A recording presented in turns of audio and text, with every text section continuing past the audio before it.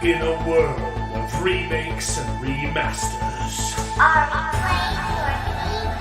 what was once sacred and cool has now soured and become lame. Gone are the days of pods and cowabunga. Now is the reign of slurp juice and dabs. Kids these days don't even know how bad they've got it. Now it's up to the best generation to rise to the occasion and make a show that dares to go where a lot of other nerdy shows have already gone quite a bit. That's right. They're going to talk about it a lot.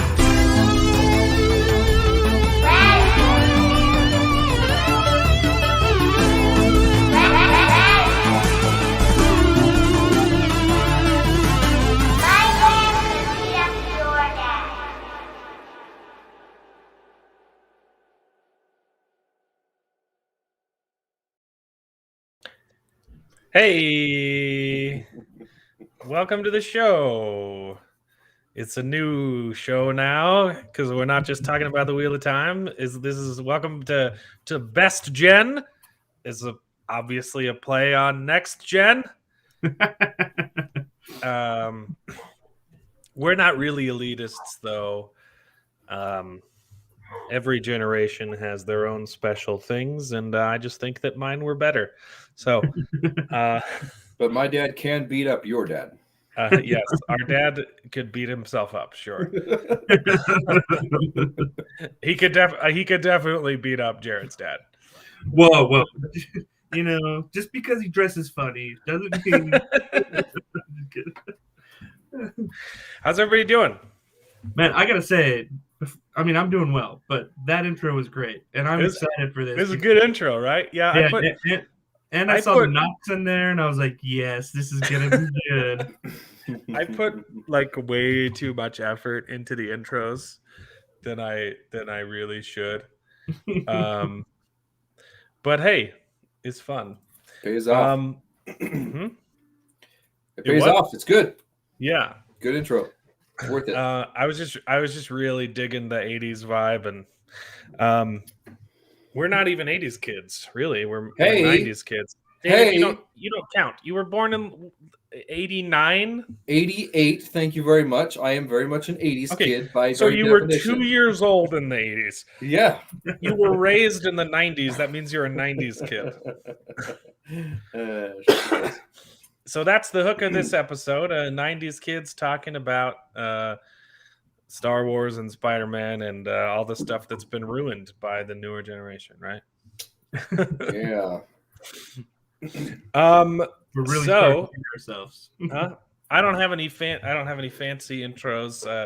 That's just for an after show. But we're joined today by my cousin Jared and my brother David. If you've watched some of the other streams, you know them quite well. We did have some other guests, but you know, it's the holidays and people are traveling and some people had to drop out. So it's just going to be us three today. And what do you guys want to do first? Do you want to talk Spider-Man or Boba Fett? This will be a little, you know, if you've watched an after show, this is a little bit less structured than that. I have show notes, but we're not going to like break down the entire episode like we're doing for the Wheel of Time. So it's less structured than our just ramblings. If you've seen the difference in my show notes, it is significantly less structured. Yes. I literally have, when we do Wheel of Time, I map out every scene of the episode. Well, it's your show, whatever. Yeah, I definitely was not able to finish Boba Fett. So you didn't even finish it. All right. Well, we're gonna spoil it for you then. I'm totally fine with that. Let's start with Spider-Man because it's older, right? There you go. So Spider-Man No Way Home is in theaters right now. You can go watch it. And we've all seen it. Yes. Yes. Yep. And I had a lot of fun watching it. For sure. And I definitely want to talk about it because I haven't even done like a spoiler video on it. By the way, spoilers for Spider-Man No Way Home and for Boba Fett episode 1, the Book of Boba Fett, right? That's what it's called. Yep. Yeah. We'll probably talk a little bit of Wheel of Time too because we like doing that. So Spider-Man Far From Home, what'd you guys think of the no way to get to his home? Spoilers, he starts off like in his house. Like the third scene is in his house. Hey, he made his way home. He gets home in the beginning of the movie. You've been waiting for a long time. I want my money back. I was promised Spider-Man would not be able to find his home in this movie. That's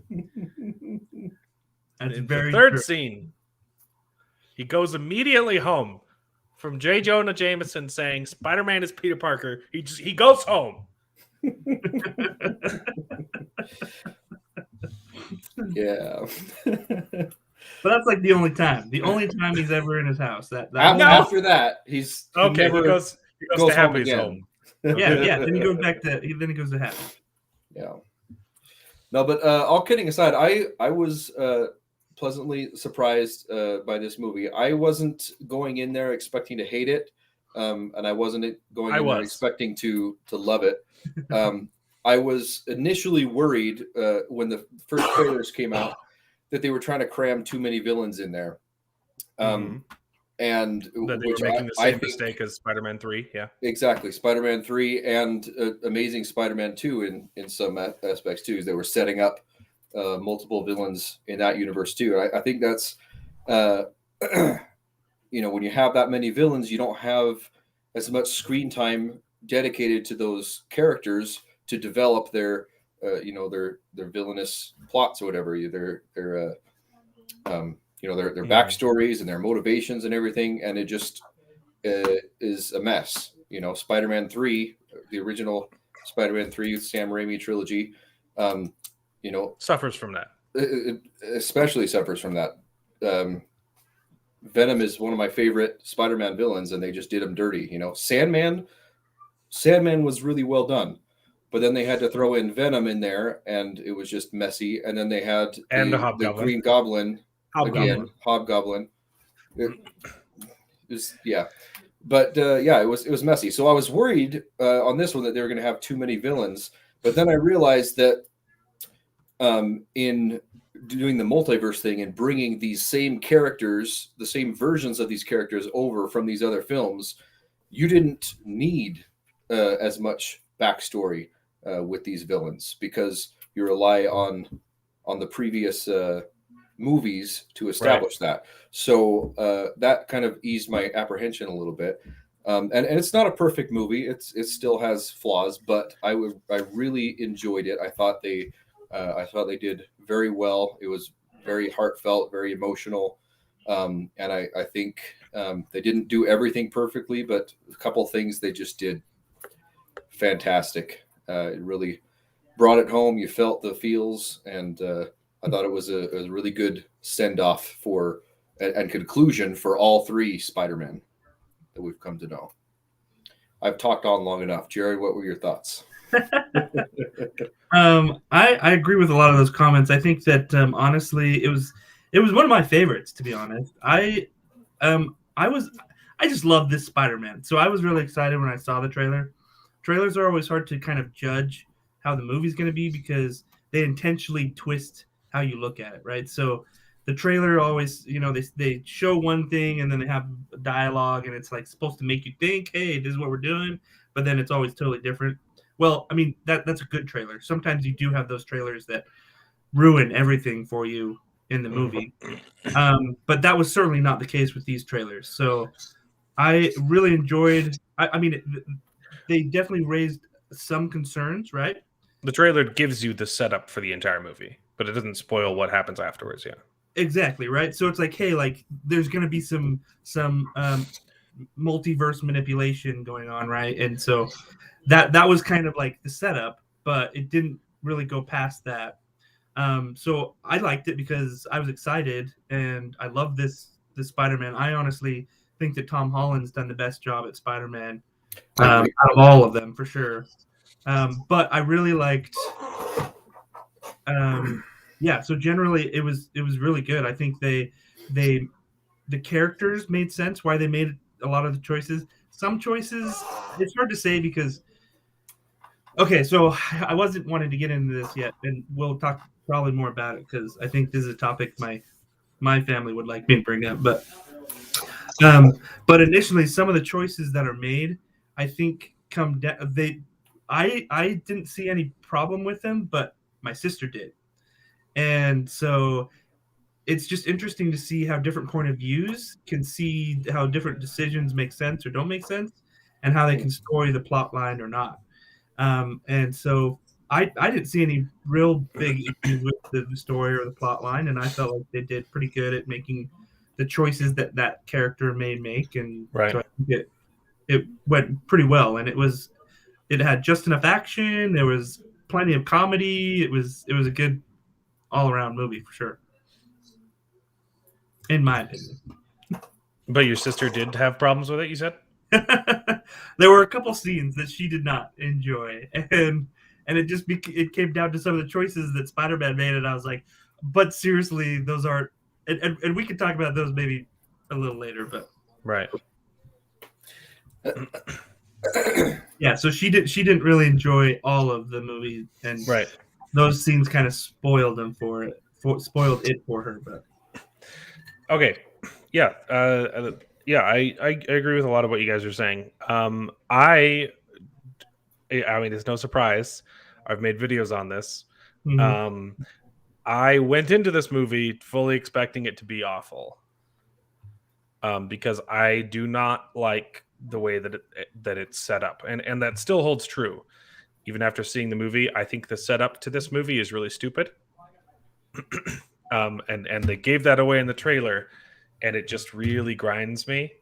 You know, that like the characters just seem really stupid, and to me it feels extremely out of character for Doctor Strange to do that kind of spell that could put the world at risk.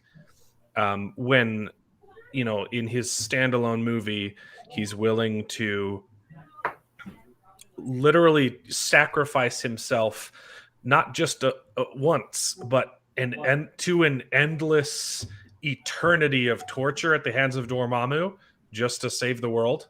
Right? It's not just like, oh, I'm gonna give my life to save the world. It's I'm going to put myself in a time loop to endlessly be tortured just so that we can keep the world safe.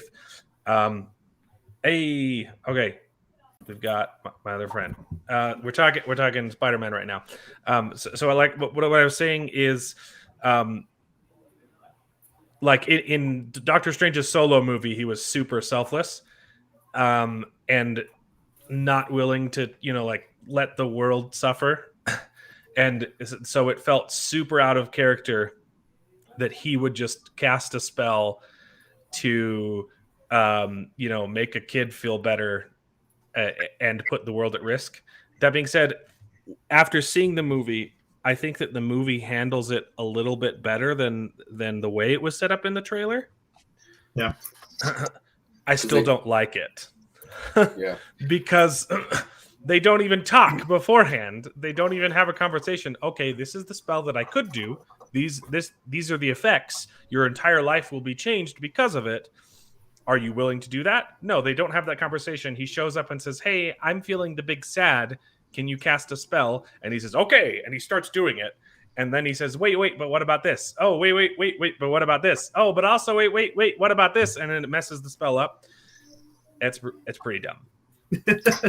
I do hear you, and I agree with, you know, that isn't the best setup, but I I disagree that it's not It's so out of completely. character. It's not completely out of character. If you've read some of the Doctor Strange comics, I don't even give a rat's patoot about the comics. Okay, shut your mouth. We're not talking about the comics. We're talking about what's been established in the MCU. Okay, so what's being established in the MCU is if you also happen to have watched the What If episode. Oh, what if? The what? There's a What If episode with Doctor Strange that in an alternate universe with a different Doctor Strange, and that is a morality tale. Yes, I saw that episode. Yeah, it's a good and episode. that is not our Doctor Strange. Yes, but what I'm saying is that it's not completely out of the realm of possibility that Doctor Strange For this Doctor still Strange? for this version of Doctor Strange to have a little bit of an ego, which is something that he is established that he has. Yes, he has an ego. He has an ego. Yes. And it's only ever put his own life at risk, not the world's. Yes, but at times, yes. Yeah. Am I wrong? No, I agree with you that his act at the end of Doctor Strange 1, it was good as him setting aside his ego. Did we lose? Yeah, he might come back. But I don't think it's completely out of his character. And to what you said, I think the trailer did set it up that way. He said, "Hey, can you do this spell?" And then the trailer made him look retarded. And Wong said, "Hey, don't do the spell," and we're going to do the spell anyway. In the Wong movie, says, "Don't do the spell; it'll destroy the world." And he said, "I'm not going to do the spell." But in the movie, Wong doesn't say that. Wong just says, "Hey, leave me out of it." And they do discuss other options. Much better in the movie. I still don't like it. I agree with you. There should have been a better setup, but I think it is much better than it was set up in the trailer. They discuss their options. I 100% they say, "Hey, agree. Can we just go back in time?" "Oh no, we don't have the time stone. We can't do that." "Hey, can we do this?" "No, we can't do that too." "Well, can you just cast a spell to make us forget?" Yes. Like they still should have. They still should have talked about it a little bit. Yeah. Well, but they kind of bring that up in the movie too. Like when afterwards, right? He's like, "Wait! You want me to conjure this spell without actually going to the admissions first?" Yeah, and I feel like that only strengthens my position. Yeah. That a man like Doctor Strange would have had that conversation beforehand. Yeah, he probably before would. putting the whole world at risk. Now, after the spell has been cast, I absolutely love Doctor Strange in the rest of the movie, and he is brutally pragmatic and just willing to just sacrifice these people for the greater good, and that is on par with his character. It's just the way it starts is dumb. I think there's a few flaws, yes, but I agree that I think in the movie it's explained a little bit better. I mean, because and the thing is too, like you can kind of see this relationship built up too, like between him and Spider-Man, right? Like he's talking about, hey, like don't call me sir, right? Because we're closer than that, right? Right. So you can see that he's trying to help this kid out who he cares for, obviously. And so, I mean, that has some, that changes the way that we look at our decisions a lot too, right? Is because we're trying to do something for someone that we care about. And so that often changes it. We normally don't, put the whole world at risk for someone we care about. I know. I agree. After seeing the movie, my issue is less than what I thought it was going to be. Watching the trailer, I still don't love it. I think it's really dumb, but I'm willing to overlook it because the rest of the movie was quite enjoyable. And after the fact, his character is on par with the rest of his character that's been established. I don't even think I finished explaining how I felt about the movie though, because we got caught up on that. I went into the movie thinking I was not going to enjoy it at all because of the way it was set up, but that was not true. I enjoyed it quite a bit. I thought it was very tasteful, and if you are going to do fan service, this is the way to do it. Yeah. Let's introduce Corwin. What's up? Sorry, Hey. I apologize. I didn't realize the laptop that I was on was so. No batteries. Yeah. This is my friend Corwin. We've known each other for I don't even want to count. So we're talking Spider-Man. 11 years, 12 years, something like that. It's over a decade for sure. I think like 15 now. I don't know. Well, nice to meet you. I guess. What do you think about Spider-Man? So I'm just hearing some of your guys' comments with one of my cousins. One of my cousins lives down in Florida. He works on, he does a lot of like voiceovers and stuff for the theme parks down there, Disney World, Universal Studios. So he does a lot of like the touch-ups when the rides need touch-ups or they get scraped up or something. And then he also does a lot of voiceovers. And so he's super big into this whole, he's like you, Jared, read the comics and read this and read that. Oh, he's it all. So he always gives me the rundown on Spider-Man. I haven't had a chance to see it, but it is interesting to hear your guys' takes and kind of your opinions on the movie as a whole. So for someone like me who's eventually going to go see it, it's just kind of nice to generally spoiler free, but know what I'm walking into. So I feel like I can enjoy the movie more when I go see it, if that makes sense. Yeah. It's going to be really hard to talk more about this film without spoiling anything. I'm not a huge guy that's like, don't spoil anything. Like I do I'm on a lot of meme stuff and Reddit and whatnot. I know all the spoilers. I know what happens. My goodness. But without spoiling, we're not gonna hold back. So don't hold back. So those are our general thoughts on the film. I have a lot of notes that I wanted to bring up, though. I already talked about how the setup I think is a little bit dumb, but I'm willing to overlook it. Right, I can put up with a little bit of dumb. Right, if the quality of the movie is good enough, you're willing to overlook mistakes. Right, but if the movie isn't good, the mistakes are just make you hit it worse. Right. Yeah. So, but I like how after the spell, Doctor Strange is just brutally pragmatic and willing to just sacrifice all these people to fix the world. I just don't like that he broke it. Right. There are a lot of other things that don't make a lot of sense.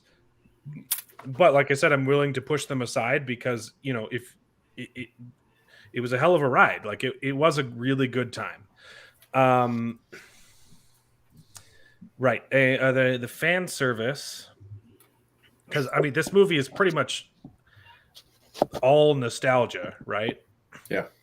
It's just endless, just callbacks and references to older movies, but most of the time when that's done in any medium and in any film, it is dumb because it doesn't service the plot. It's literally just the filmmaker saying, hey, remember this thing that you used to like? Well, what you have now isn't as good, but I'm going to make you remember the old thing, right? And it's usually just there as an Easter egg, and oftentimes it pulls you out of the story. Like they go out of their way in the story so that they can wink at the old stuff. Everything they do here is in service of the story. Bringing back the old characters, that is the story, and it doesn't hurt the film. It only amplifies it, and it was really great to be able to, just see all these old characters that we've. When did the first Raimi Spider-Man come out? Like 20 years ago. I think we looked up. It was like 2006 or something like that. Yeah. I'm gonna look it up, but. Like you get like musical stings from those movies. Like when Doc Ock appears, you get like his theme from the original movie. They use the original sound effect for Tobey Maguire's web shooters, which is very different from or not web shooters, his goop. Web shooters equivalent. Yeah. It was just really tasteful. And there honestly there wasn't really a single moment that they did a callback or reference to the old films where I was just like, stop. Yeah.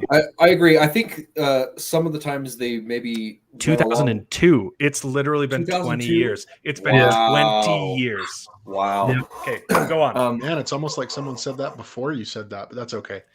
My guess was 20, but then someone said 2006. I had to look it up. All right, my bad. Yeah, I agree. I think all the fan service was great. It wasn't there wasn't any callbacks that I didn't enjoy. I do think that a couple times they maybe lingered on the joke a little bit too long. Like when they're all three in the lab and they're like Peter, and they all say, "Hey." That was yeah, the best, me. that was the what, best Peter? scene of the whole movie. That was great, but I think they maybe No. lingered on it a little bit too long. No, that was and literally there's a the couple- best scene of the movie. It was great. I enjoyed it a lot, but it was a little bit too long, awkward silence at the end. And there's just a couple things like that. I think they maybe milked it a little bit too long, but every time they brought it up, it was great. I loved that. So, spoiler alert, Corwin, that Andrew Garfield and Tobey Maguire are in this one. Stunned. bring back- Literally, I know. Absolutely blown away. I it was know, the right? worst Like- kept Hollywood secret of all time. It really Not was. to They mention had every Andrew single Garfield. They meme had page. Andrew It's on every Garfield. single meme page on the internet. But that's Yeah. okay. Well, they had Andrew Garfield like running press for like a year before the movie, denying it. Like, no, I'm not in the movie. I'm not in the movie. I'm not in the movie. And like everyone, yeah, you're in the movie. Like we know. Yeah. Yeah, it was pretty bad. But forgot what I was going to say. Yeah, there's been. I love the dynamic between all three of them, and the things they bring up. They bring up the Tobey Maguire's organic web shooters, and they just have questions about it, and it's not. It's like natural questions to have. I'm so glad they addressed that. Just a little thing, And then I like that. They're like, that's kind of gross, dude. Yeah, I know. Like, did they come out of any other place? Or, like, no. No, And I don't. Let's not talk about this, guys. I know. Like, Yeah, that was great. And they're like, "Hey, we're not making fun of you. We're just like we're serious. We don't." We're interested. Yeah, it was great. And then the little bit about Tobey Maguire's back. He's like, "Oh, my back is just stiff from all the web slinging." And he's like, "Oh, you want me to pop that for you?" That's great. I love. So then it. they do it. So then they do address, I guess, the age differences between that is what. Yeah. You're saying. Oh, yeah. Because That's like another it's been thing. 20 years. So Tobey Maguire, Yeah. when he first started it was like, I think he was like 20 or 21 or something like that. I mean, he's Mhm. now in his mid 40s. yeah, you kind of get the. It doesn't say it outright, but you kind of get the opinion in this movie that he's retired almost as Spider-Man. So Yeah, he's been Spider-Man in his own web. It's not like the end of Tobey Maguire series and now he's suddenly in this one, and the end of Andrew Garfield and now he's in this Yeah. one, and now we've Yeah, got. So it's like he they has make been reference- Spider-Man for X amount of time, Exactly, and now yeah. suddenly he's in this world, and he's like, "What the freak?" Yeah. Yeah, and they do address that. They don't say exactly what happened, but they reference what happened after their movies and stuff. That's awesome, because that was one concern I had watching the trailers. One concern I had was like, how are they going to address the fact that the first Spider-Man movie was 20 years ago, and then Andrew's 2 movies, which I think were amazing as well. I mean, some people make fun of him, but I thought he was a great Spider-Man as far as like the high school aspect of it goes. Mhm. I was that was what, 10 years ago or 9 years ago or 8 years ago or something like that, and so that's nice to hear that they did that fan service. Yeah, it was really wonderful. And another thing, when they first introduced those characters, I love that they walk through the portal for the sling ring, whatever, and first we meet Andrew Garfield, and he's dressed up as Spider-Man, so they think he's their Spider-Man, and they takes off his hood, and he's of course Andrew Garfield. But then when we meet Tobey Maguire, he's not dressed up as Spider-Man. He's just Peter Parker, and he walks through and he's like, "Now who's this old guy?" And I like that one because I think that this is a sentiment that I've always said, and I've found other people that agree with this opinion online, that Tobey Maguire was a really, really wonderful Peter Parker. He was I agree. fantastic at Peter Parker, and he was a pretty decent Spider-Man too. I think Andrew Garfield was an amazing Spider-Man. He brought like the quips when he was fighting and stuff. Yes. He's like exactly comic book accurate Spider-Man. But he But wasn't. He was not a great Peter Parker. He was not a great Peter Parker. He was cute. He was way too confident. Gwen, but yeah, he was way too confident. He was a skater boy, literally. Exactly. Yeah, he was way too popular, Peter Parker. But Tom Holland. Tom Holland is like the perfect amount of both. Mm-hmm. He's the perfect Spider-Man. He's the perfect Peter Parker. And so I just love how when they introduced those characters, it was Tobey Maguire that was Spider-Man. The Peter Parker, and Andrew Garfield was Spider-Man. Well, and it also illustrates like their age difference as well. Like it shows that Andrew Garfield is still, well, you know, with the loss of Gwen in his movie, he's basically just devoted his life to being Spider-Man now, whereas Tobey Maguire is living his life as Peter Parker because he has Mary Jane. And Spider-Man is just a thing that he does every once in a while now. Can we all agree though that Mary Jane from the first three is like the worst girlfriend of all time? Can we just agree with that? Like right up front, can we just be like, she is not very supportive? I'm not talking about the actress at all. I think that I'm just talking about the character in itself. No, her character is not very supportive. Sucked. Like, dude, go find another woman. I was so happy when they broke up. But then again, it's also comic accurate because Mary Jane is kind of always loved Spider-Man for Spider-Man. She never really loved Peter Parker for Peter Parker, you know. And they work through that in the comics, but she's been more attracted to the Spider-Man side of Peter Parker. So, the point you brought up was one that I was going to bring up as well, David. That I think Tobey Maguire was a good Peter Parker, Andrew Garfield was a good Spider-Man, and Tom Holland has been a good mix of both. I do think him as his character, he's really good Spider-Man. I don't love where he is in the MCU 100%. Where he was in the MCU. Yes. Yeah. It was cool to see him in MCU movies, but I feel like Homecoming and Far From Home just leaned way too hard onto Iron Man and just made Spider-Man like a lot less independent and capable. Inadvertently, they made him a lot less capable because a lot of the stuff was just gifted to him. But like you said, with the ending of this movie, it's basically like a soft reset, and he's kind of like not even in the MCU anymore. But he still is. I think the MCU he is. He's just not Iron Man Jr., you know. Yeah, he can finally be the friendly neighborhood Spider-Man without connections to the other Avengers. And so that's what I've been missing with Tom Holland Spider-Man. The real question is, does that make the first Spider-Man in 2002 the first MCU movie? No. Iron Man move over. You can binge Spider-Man and it's all one story, right? Because they're all part of the same storyline now. And actually, what's crazy is that because of this fact, right, you could buy the bundle on streaming services where it's all of them all the way through now. Really? Yeah. So we were just looking on the other day, and my brother already saw. I think it was on Vudu. On Vudu, you can already buy a bundle of all 7 or 8. Yeah. Yeah. Sony's.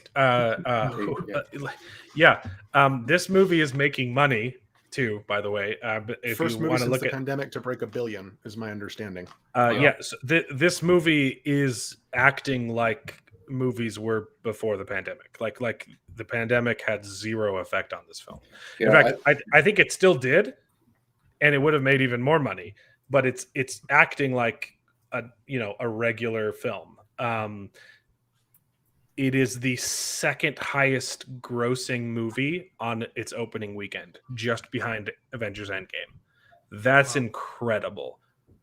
And I think they said currently it's ranked the 5th highest grossing movie of all time of all of the Marvel movies, all the MCU movies. It is 5th, yes. Yeah. And it's been 2 weeks? Yeah. Unfortunately, it'll go up to third or second. It's at $500 million right now, and there's a lot of people like me who haven't had time to see it that want to go see it. It's only because it's holidays. and Some people are busy. A lot of people go see movies during the holidays, but a lot of other people are busy. Right. I think me and my wife have plans to go see it in probably the next month, sometime in January, maybe early February, and I think there's going to be a lot of people in that boat seeing it again too. Yeah, and a lot of people seeing it again. I will probably watch it in theaters again. Yeah. It's sitting at 500 million, and Endgame, which is the highest grossing of all time, is at 800. Wow. So it's making a lot of money, and it's making Sony a lot of money, which is going to give them leverage with their whole deal with Marvel. I think that they're trying to separate and just do their own thing, because Spider-Man can hold his own. He doesn't need to be in the MCU. There's rumors now that they want to make more movies with Andrew Garfield and Tobey Maguire. That would be I would 100% be down for it. Yeah. That would be cool. I don't know if it's going to be a standalone movie or if they're just going to like pop into the Venom movies or Morbius, or I think they're making. Let them do standalones. Let Sam Raimi make Spider-Man 4 like he wanted to originally. That would be awesome. Who would be the best Spider-Man to star along a Deadpool Spider-Man crossover? Because if anyone knows anything about the comics, Deadpool Spider-Man. I think Andrew Garfield. I kind of agree. No. But I don't know. I could see how Tobey Maguire would be really good. I don't think Toby's too nice. Toby's too nice to be with Deadpool. But see, in a lot of the comics, you have Spider-Man's like the nice, and you got the Deadpool. That was kind of the balance. Like I could see pros and cons to all of it. I would think Tom, actually, because that's the thing that I've loved about Tom is like his playful character. Like even, for example, in this movie, like there's so many times where he's like, "Hey, let's just talk about this." Instead of fighting, let's just talk this out. Like instead of wasting our time. I gotta talk about it. Like in this movie in particular, and we'll come back to your point. The action is pretty bland and like the choreography, the cinematography, the way the camera moves. The action was not exciting to me at all. The best parts of this movie was just when the Spider-Mans were just sitting down and talking. Yep. or the interactions with individual villains. Yeah. Some of the individual villain performances.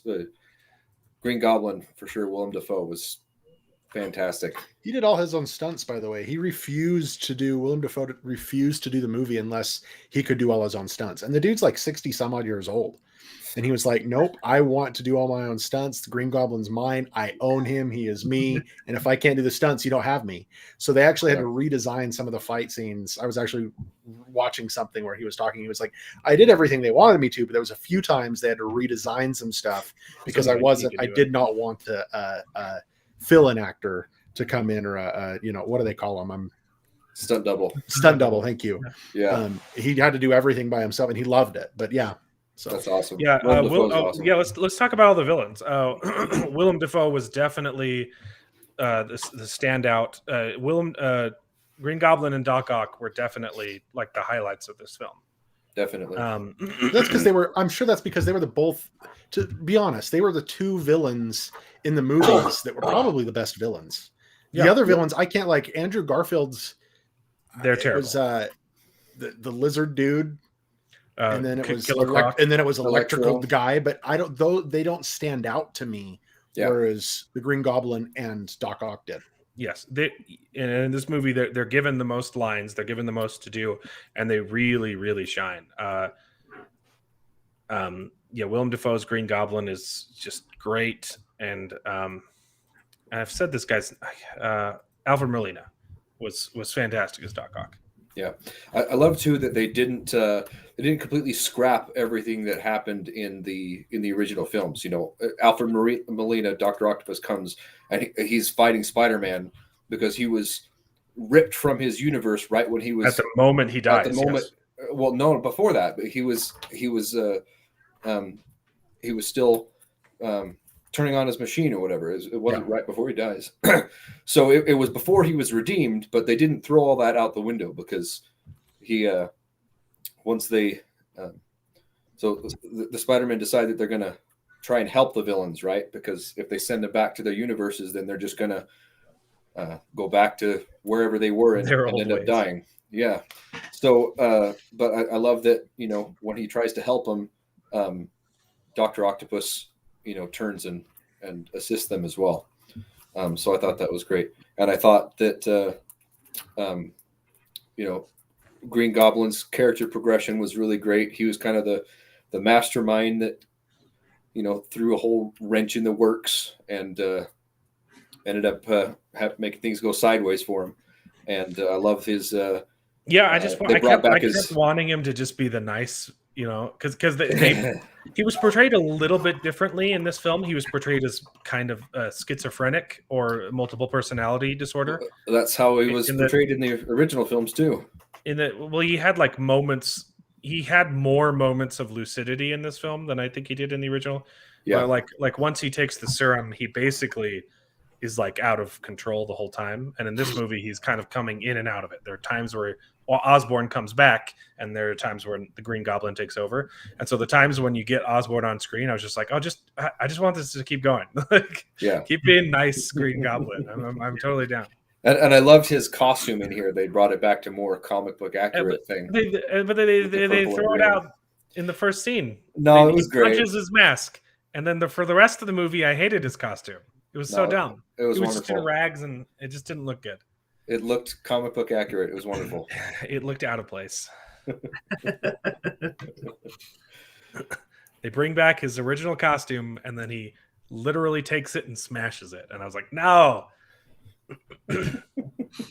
So this kind of leads into what my sister was pointed about. So she, so basically, spoilers. They bring the bad guys and they capture them all, and then Parker says, "Hey, I want to save these guys." And so when they're all trapped, he's like, "Okay, I got to take all of you guys to this apartment and save you all at my apartment." Right? And my sister's like, "Why? Why did he do that? Why did he just be like, okay, you come with me now, like one person come with me now, we'll go to the apartment." Yeah, leave the rest in prison. Yeah, leave the rest in prison. Right? Yeah. Like for example, they leave. He had them all in magic prison, and takes them all out at once. I think he had to get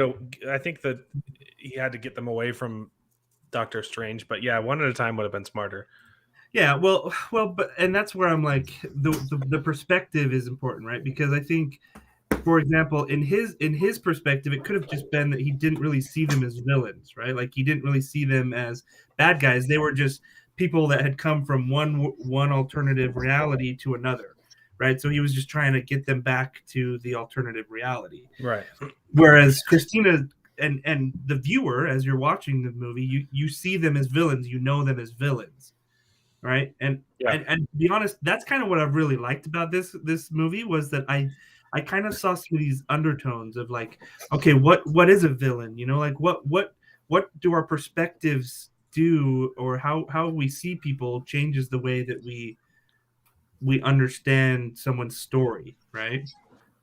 So I kind of thought there was some sort of undertone like that at least. But yeah. Yeah, the audience obviously knows, these are all the old villains, but to Tom Holland's character, he's like, I don't even know who these people are. Like, why are we assuming that they're bad? Yeah, it was good. I like how SG says old costumes don't sell new toys. And that would be relevant if he had a new costume. It was just, I feel like he wasn't even wearing a costume at the end of the movie. It was just rags, but it's fine. But that brings up the rest of these villains, though. Sandman was just kind of in the movie, and I felt that was fine. I don't think he needed to be highlighted, but his inclusion was interesting.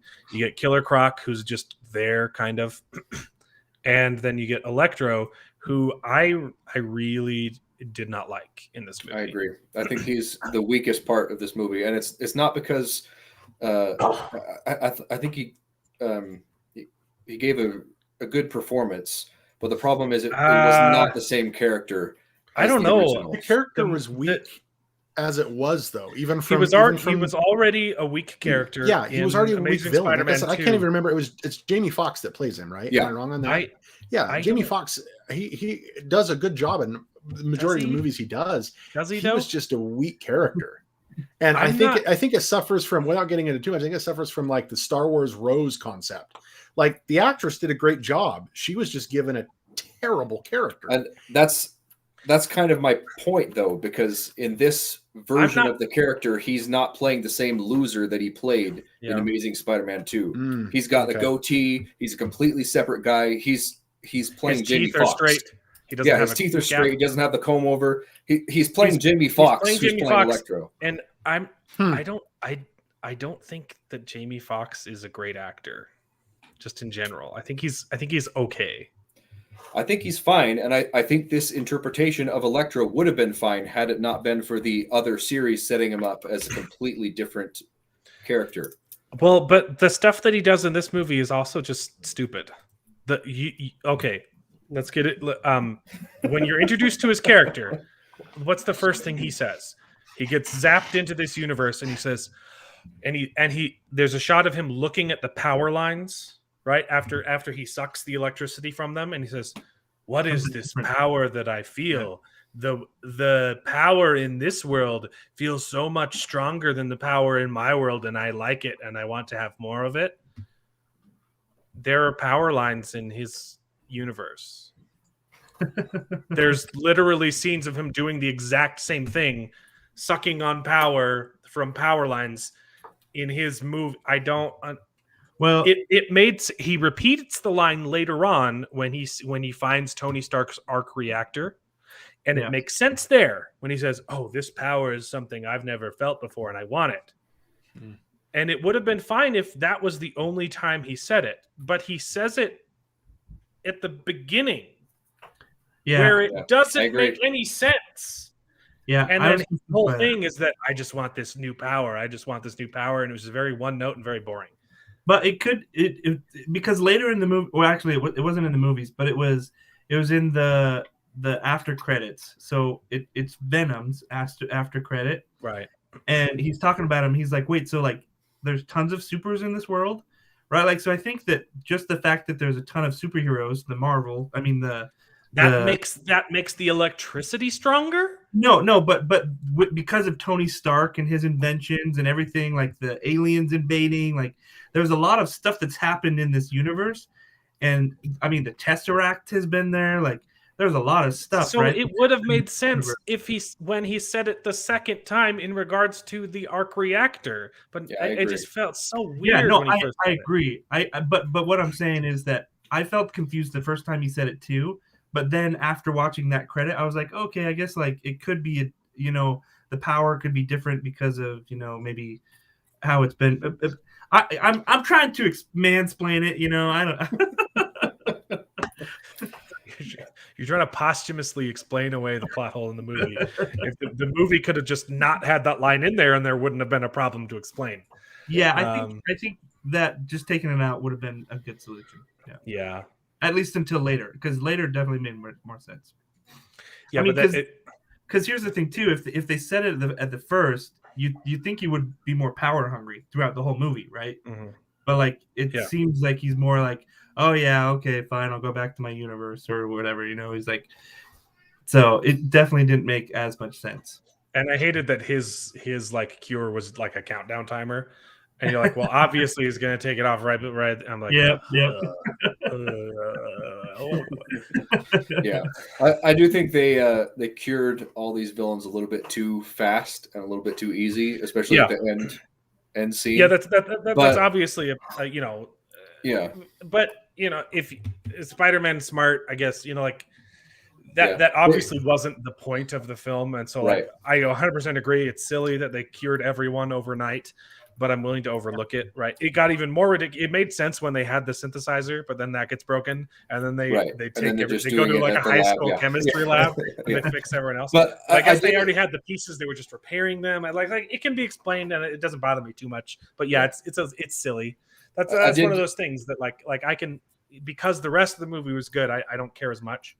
Yeah, I agree, and I did appreciate that one line that I believe it was Tobey Maguire said, "Hey, I've been thinking about Norman Osborn ever since that happened, and thinking about a way I might be able to cure him." That was great. Yeah. And so that was like, okay, it he didn't pull out this cure out of nowhere. He's been thinking about this and contemplating it for a long time. Yeah. And they already cured it lizards, so. wasn't even. But originally, it was Tom that fixes him. Like it wasn't even.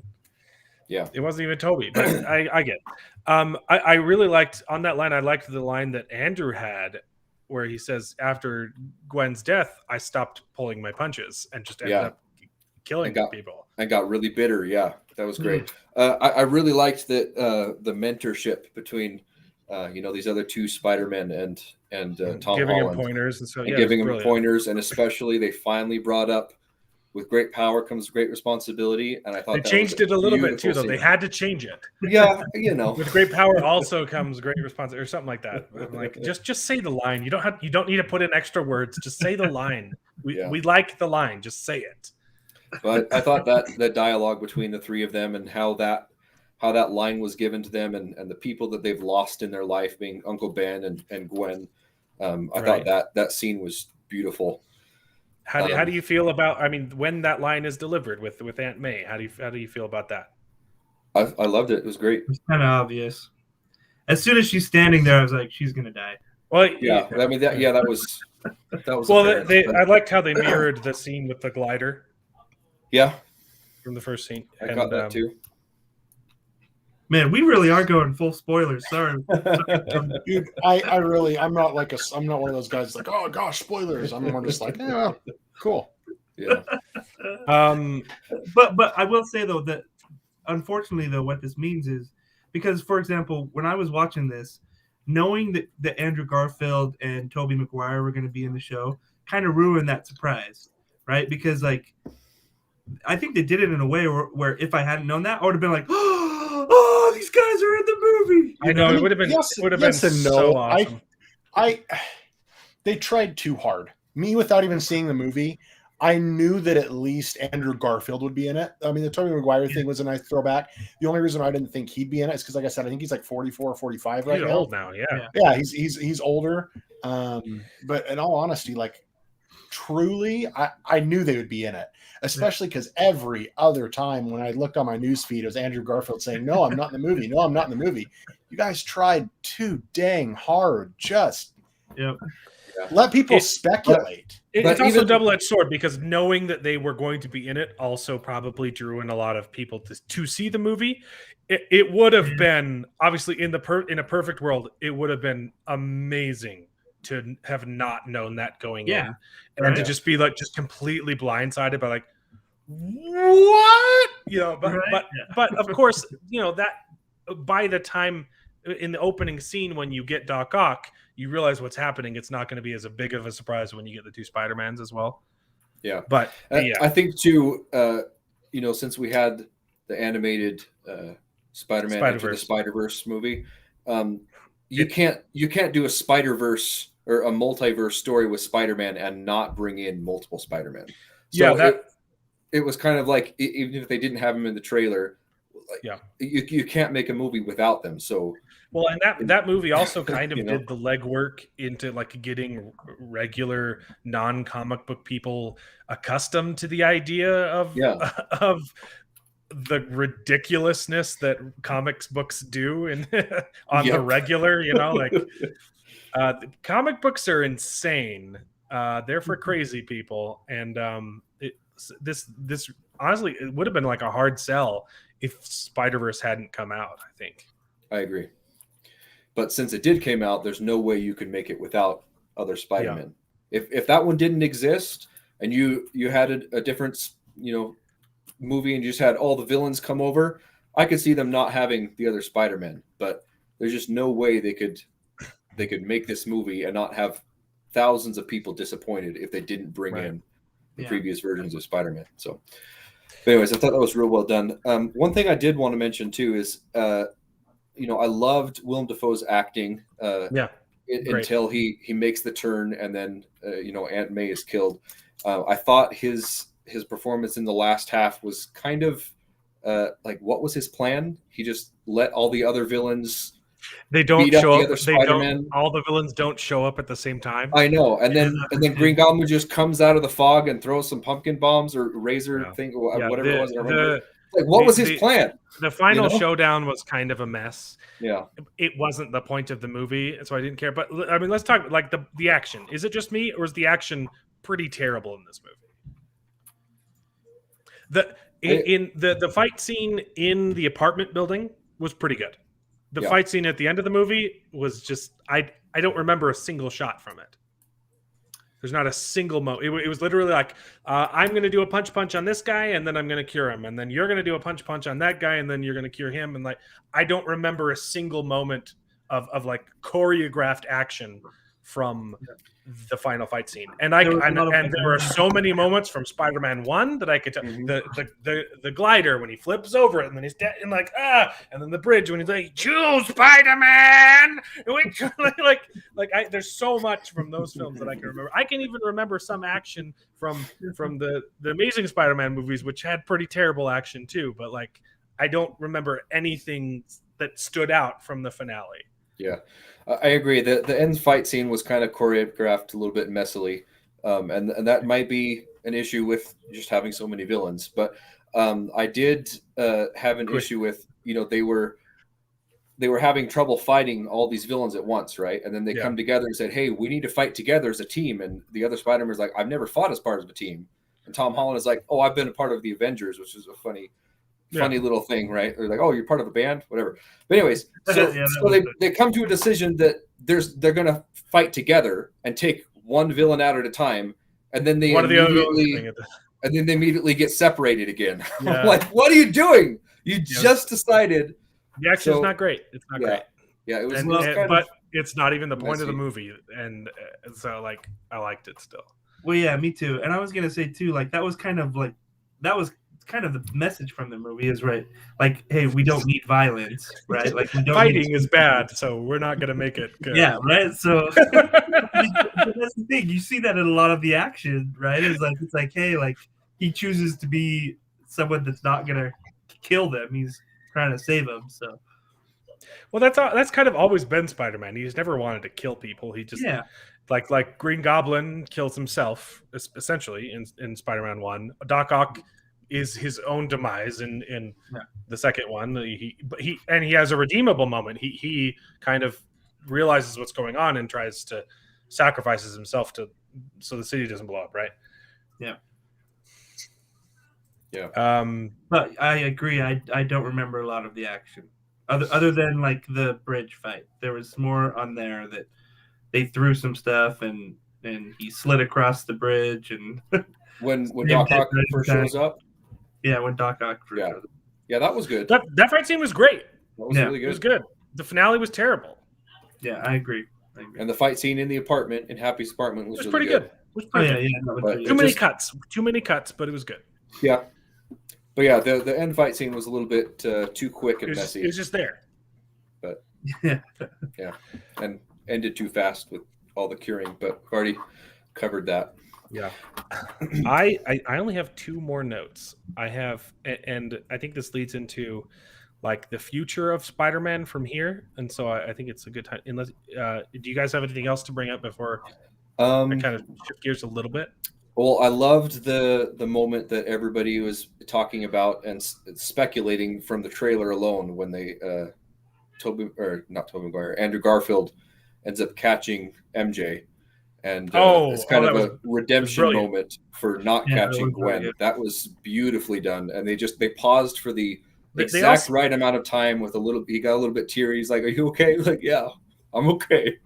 Yeah, that moment was genuinely emotional. It was really good, and aside from just redeeming that moment in the movie, because that is the best part of those movies when Gwen dies.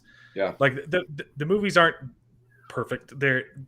There's a lot of camp and a lot of very valid complaints to those movies, but especially the highlight of that movie is Gwen Stacy's death, which is done wonderfully, and then he's redeemed in that. But aside from like redeeming that moment, like I feel like Andrew Garfield's his movies are redeemed. Like in hindsight, this movie makes those movies better. not only his movies, but also what comes after his movies that we don't even know about. He says that he got bitter and resentful, and he's, just this, not pulling his punches and everything. And I felt like that was the complete arc to his character. He's really like, good. Yeah, it was wonderful. Okay, so I have two notes. There was a nod to Harry Osborn when Willem Dafoe, in his moment of lucidity, is talking to Spider-Man, and he says like, "Oh, this world is different. Like I looked up Oscorp and my son," and then he cuts off. Yeah. They're definitely going to bring in Harry Osborn in the next movie, right? I didn't catch or that. Do you think he's saying he literally says like, there's differences. I couldn't find this, and he says Oscorp doesn't exist, and my son does. I didn't take that to mean that he found his son in this universe, and he didn't recognize him or something. He was hinting. It was hinting at something. What? I don't know. I think they'll probably keep that to the Tobey Maguire universe. I think if they do another Green Goblin or Hobgoblin, it's probably going to be Ned. Because no, that'd be stupid. Well, spoiler alert: Ned is Hobgoblin in the comics. It just doesn't, for this iteration. It just I don't feel it. Yeah. Well, I wouldn't feel it before. Well, that moment was super funny in this when they're like, "Oh yeah, my best friend turned into a guy who tried to kill me," and Ned's just like, "Do you have any other friends?" and he goes up, "I will never turn into a bad guy and kill you." Yeah. They also hint that he has magic powers. I can't see them doing that to Ned in this. Yeah. I don't think it would be well received, and I don't think it would be a good choice. But I definitely think they're going to bring in Harry Osborn.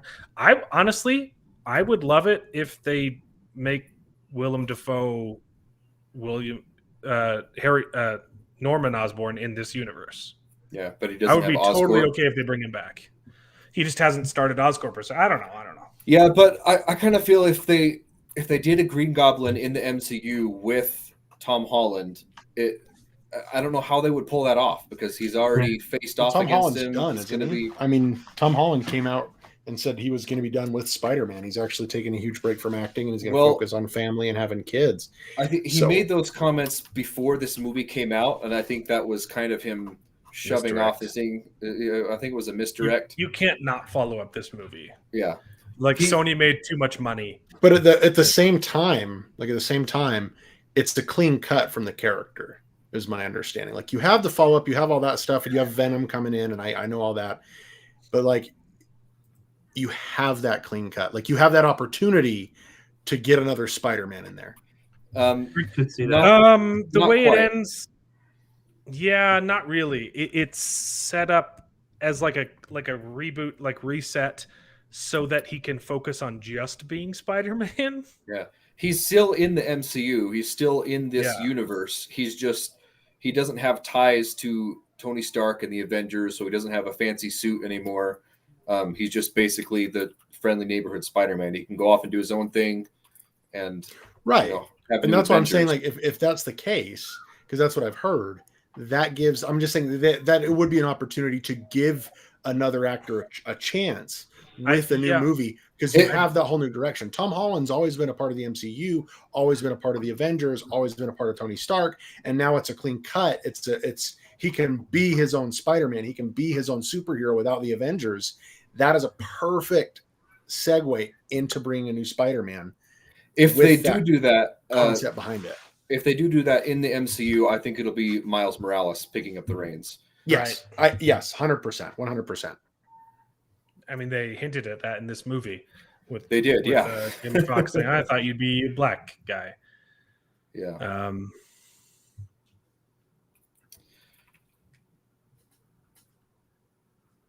Yeah.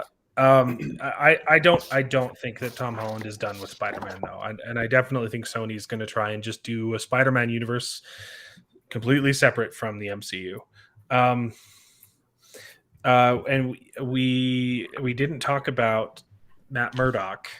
No, but real quick though, I actually agree. I think that I like Tom Holland, but I think it could have been set up as a clean cut. So, and I mean, and the problem is too, you have the contracts between Sony and the Marvel that they've been, fighting over for a long time. And Yeah. I can't remember if they said 3 movies or they said 4. It was something like that, 3 or 4. The current deal is there is no number. It's you give him if you feature one of our characters, we get to feature Spider-Man. So Spider-Man is guaranteed to appear in one more MCU film because of this movie, but then they can just do their own thing. Because I thought I'd heard talk about 4 movies, Spider-Man movies for sure, but there will be another Spider-Man appearance in the MCU. Yeah, there's another Spider-Man non-solo movie in the MCU, so he's going to appear probably in the Doctor Strange Multiverse of Madness, honestly. Probably. Well, actually, too, the thing is, they also just brought Venom in, so it might be a Venom Spider-Man movie, if I'm honest. They brought him in and then they pulled him out. I think Sony's trying to set up their own thing. They didn't pull him out. They did. No, they didn't. They left behind the symbiote, but they pulled the character out. That being said, have you guys seen the Venom movies? I haven't even watched those yet because they did not look interesting. The first one was a lot better than I was expecting to be. I have not seen the second one. Yeah, the second one was pretty good too. I haven't seen either of them. I've seen the first one. They did not look good to me at all. They were fun. If you go in knowing it's going to be terrible, no, it's not terrible. If you go in knowing it's going to be like, I would say like a B+ movie. If you go in knowing that it's going to be that, and it's going to be 2 monsters just beating the crap out of each other, and then there's going to be kind of stuff. If you go in, with I don't like those kind of movies. It's actually it's really good because you've got like the whole symbiote relationship with his host, right? Yeah. And I think they did an amazing job when it comes to like the thought processes in his mind. And just how Venom's talking to his host and vice versa. They did an amazing job. So if you go into that movie with that aspect, knowing that the fight scenes for the most part are going to be symbiotes going at each other, it's not a stupid monster movie. Like, I mean, I'm not saying it's stupid, but your concept of you hate the movies like, I don't know, Pacific Rim or Kong versus Godzilla. Like, it's not that type of monster. It's very much an action superhero style fighting. But if you go in with that mindset, they're actually really good. Yeah. And there's some good character development too. It's not just, smashing fight scenes and dumb choreography. It surprised me how good it was. My brother said that they're like bro movies. It's like, hey bro, like it's kind of like a one of those movies, but with aliens, alien symbiote. Yeah, they're not good. Really, you should watch them. Not really selling it. I'll watch it. It's Venom. Well, now you have to watch it because it's connected to the MCU in some minor way. So yeah, I'll watch them. I just haven't done it yet. And there's the Morbius. It's Mobius. I think it's Mobius. Yeah, it is Mobius. I think it's Morbius, but whatever. I don't know. There's the vampire one who's going to be part of Rogue's Gallery thing. Well, yeah, and they obviously are hinting at Venom's going to be next for Spider-Man because the symbiote was left there, or part of it was. The ending. It doesn't hurt. So let's talk about how they reset it. Right, everyone forgets who Peter Parker is and Spider-Man, right? Yep. So that's kind of dumb. No, I like another thing when it comes to just them doing a clean cut. Yeah, so Doctor Strange does a spell at the end of the movie to make everyone in the world forget who Peter Parker is, and it makes Mary Jane and Ned forget who he is. And when he goes into the diner, I was terrified that they were going to have Ned and MJ kiss. Yep. And I was just like, this is just going to be the stupidest ending of all time. Yep. And they didn't. And I was so happy that they didn't. And what they did do was actually, I felt really clever. Is they have him, he's going to introduce himself to MJ, and he sees the bandage on her forehead from the stuff that, her knowing who he is got her hurt. And when he says like, oh, does it still, are you okay? and her line saying it doesn't hurt anymore was absolutely brilliant. And it just like, yeah, it was like a chef's kiss of like, oh, now that I don't know who you are, it doesn't hurt anymore. And I was like, oh, that hurts like that. I thought that was a really smart way to end the movie, and to have him walk away and say, oh, my friends are probably better off not knowing that who I am or that I'm Spider-Man, because then they can't get hurt. And I thought that was a really great way of ending the movie. Yeah, and the way that that's run too, when you first walk in, she has her hair in front of her forehead, so you can't see the bandage, and so they talk a little bit, and he's about to recite his speech that he did, and she brushes the hair out, and then you see the Band-Aid, and that's when he asked about it. It was just so well done. But that moment could have been like the worst moment ever if they kiss, or even just the dialogue that they could have gone with could have been like super cheesy and terrible. And I was shocked at how well it was written. Yeah, it was really well done. I was hating every moment about it because I'm like, no, but it was perfect. I knew it was coming. I knew that he wasn't going to introduce himself again, but I thought it was going to be done badly. Yeah, and it wasn't. It was done really well. It's one of those things you can see what's going to happen. You know what's going to happen. You hate that it's going to happen, but the way they pulled it off, it was beautiful. It was perfect. They couldn't have done it any other way. Yeah, but this is the question I had, because wasn't the spell just to make people forget that he was Spider-Man, right? Like the first one. Really, the first one was to make people forget that Peter Parker is Spider-Man. The second spell was to make people forget who Peter Parker is. Yeah. See, but I just thought he said, "Hey, let's just do the original spell without any changes." No, he was like, "Let's do it differently. Let's make everyone just forget about Peter Parker, not just that he." Oh, actually, that does have to make sense, because that's what was pulling him in, was the fact that he was Peter Parker. Right. Yeah. And then you see that at the end too, talking with Ned and MJ, but also with Happy in the funeral scene. And then if you see in the end, he brings his box into his apartment, and he has a book that says GED. Yeah. So he's gonna finish. His high school doesn't even have his records of his high school graduation. Right. Yeah. So nobody in the whole entire world knows who Peter Parker is. I was really hoping that it was going to be the Russian guy. Yeah. I was hoping it was going to be the Russian guy's apartment from the trilogy from Tobey Maguire. I was like, oh, please bring back that awesome landlord and his weird daughter. What's his name? I forget his name. Who was a 10 times better girlfriend than MJ would have ever been. She was so much better than MJ. She made him cookies. And she even like sacrificed her potential with him to help him get back with MJ. It's like, you need to call her. Like, oh my gosh, she was so much better. Yeah, so much better.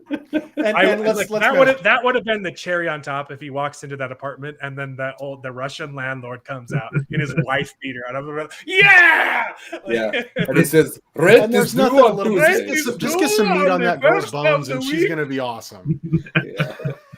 Yeah, that would have been awesome. But so you mentioned Daredevil being in this, and then we kind of got sidetracked. Sorry, I wanted to make sure. Because really add anything to the movie. Yeah, it was just a cameo. He pretty much had no effect on the story whatsoever. I mean, I loved seeing him because I love the Daredevil show. It's probably the best Marvel property. It's like not even theirs. Because their deal with Netflix tanked when they launched Disney Plus. Are we forgetting Ben Affleck's Daredevil? I'm assuming.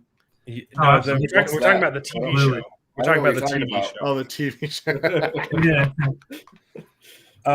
Yeah. Matt Murdock's in the movie, and he catches a brick.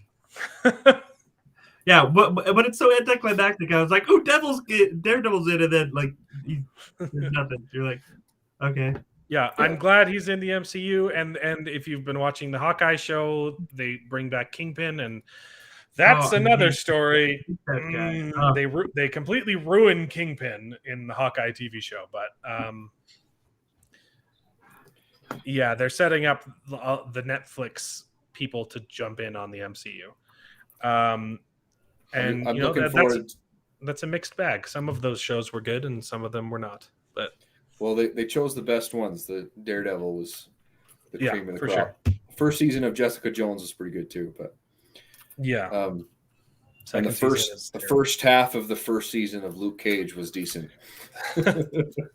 Until they Anyways, kill let's not Not get even off you into talk the about weeds. Iron Fist, though, Luke right? Cage was the best show until halfway through they kill off the interesting villain and introduce a villain that is just horrible and uninteresting. But yeah, Iron Fist. The action wasn't great, but there are a lot of things to like about the Iron Fist show. I didn't hate Iron Fist as much as everyone else did. I think it's an it honestly would have been much better if they just had more time to practice the fight scenes. But But anyways, we're getting off into tangents of tangents. I liked some of the like political intrigue in Iron Fist. Yeah, but I am interested in the future for a possible Spider-Man Daredevil team up against Kingpin or something. But they already ruined Kingpin. They can't do that anymore because they ruined Kingpin and Hawkeye. Have you seen Hawkeye? I have. That's your opinion, man. They destroyed his character. I don't think it was great, but I don't think they destroyed him. We can talk about it later. Unless you want to go into Hawkeye. You want to go into Hawkeye? He gets beaten up by a little girl whose neck he would have just snapped if he's the same Kingpin from the Daredevil TV show. He was definitely frightening in the TV show, and he wasn't terrifying. In the TV show, he takes a guy and bashes his head in with a car door repeatedly, and he like crushes a guy's skull with his bare hands. And then in Hawkeye, he gets beaten by a little girl. Yeah, I agree. And his machinations are dumb, don't make any sense. He didn't have a plan in Hawkeye. I really hated the finale of Hawkeye. It was terrible. So yeah, I agree that the fight scene wasn't the best, but I don't think they completely destroyed his character. He's going to be blind now. Maybe. No, we know that's what happens in the comics. He gets shot by Echo and he goes blind. Oh well, it's in the comics then. Echo beats him, doesn't he? It's not Echo. it's. I haven't. It's Kate Bishop. Kate Bishop beats him up, and he's like he's played as a cartoon in the Hawkeye show, and he's like, yeah. The Spider-Man was good. Yes, was good. Yeah. Yeah, no villain can have a plan smarter than the writers. Exactly. The writers of Hawkeye need to be fired and never work in Hollywood ever again. Okay. So, Spider-Man was good. I'm looking forward to it. You want to talk about Boba Fett now? How long have we gone? We've gone for an hour and 20 minutes. Okay. Boba Fett, into Boba Fett, theoretically jump off real quick. I've got to go be a dad because my wife's out and I've got 2 kids. It was great having you, Corbin. Next time, watch the movies, and you'll have to update me on what you guys are going to do next. We're just doing Boba Fett episode 2 probably. Okay, and probably Hawkeye because we're getting off on the tangents. I'll be able to join you. I'll be at work, but I will be able to join you. Okay. If I have to log off while I'm at work immediately, it's because I've got to go. It's because just getting shot at. Probably. I'm a cop, so that's my job. I'm a police officer. So he's one of the good ones. It doesn't matter what color your skin is, you will be detained. He discriminates indiscriminately. Thanks for that.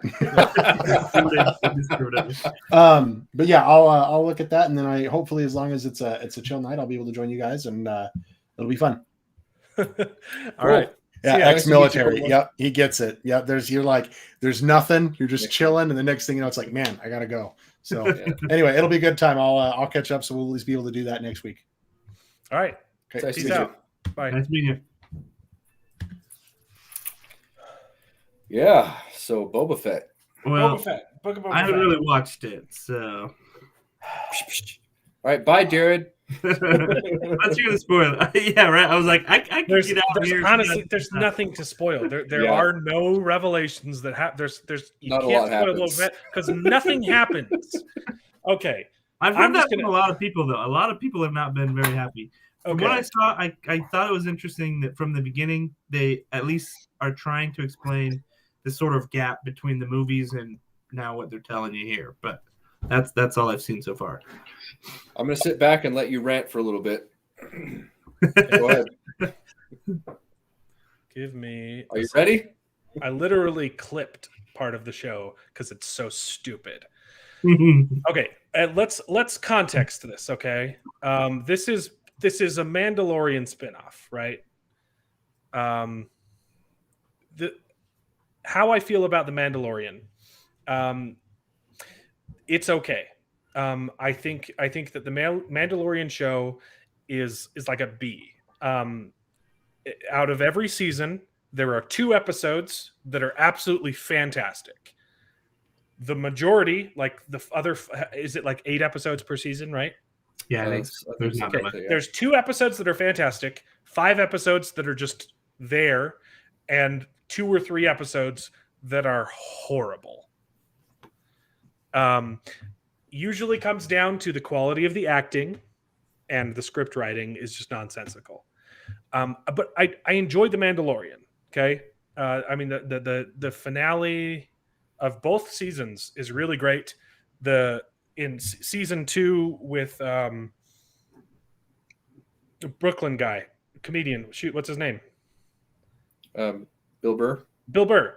The season 2 episode with Bill Burr is the best episode of The Mandalorian. It's fantastic. The really season 1 episode with Bill Burr is probably the worst episode of all of Mandalorian. Agree. Has Disagree. some of the worst acting and the worst choreography and the worst script writing of all time.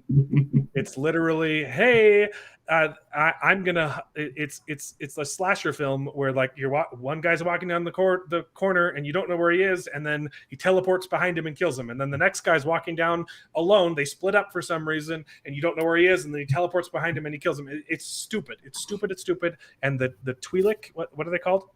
Twi'lek. Twi'lek, the girl, the sister of the guy that they're trying to free in season 1, is the worst actor of all time. Her acting is so terrible. Go watch that. I cannot believe that you liked her in that. Okay, so The Mandalorian is okay, right? This is a spinoff of The Mandalorian, and I think it's going to be exactly the same quality. This episode in particular was not great. I like Star Wars. I really like Star Wars. And Star Wars has so much potential to be fantastic, right? Everyone loves Star Wars, right? It's so hard when you have a property that is this rich to mess it up so badly. Star Wars is great. It's ingrained in all of us, right? Everyone grew up on Star Wars, okay? Absolutely. So I want this to be good, and I hate that I did not like it. But this show was just aggressively mediocre. First off, let's get into the deets, shall we? Yes, let's see it.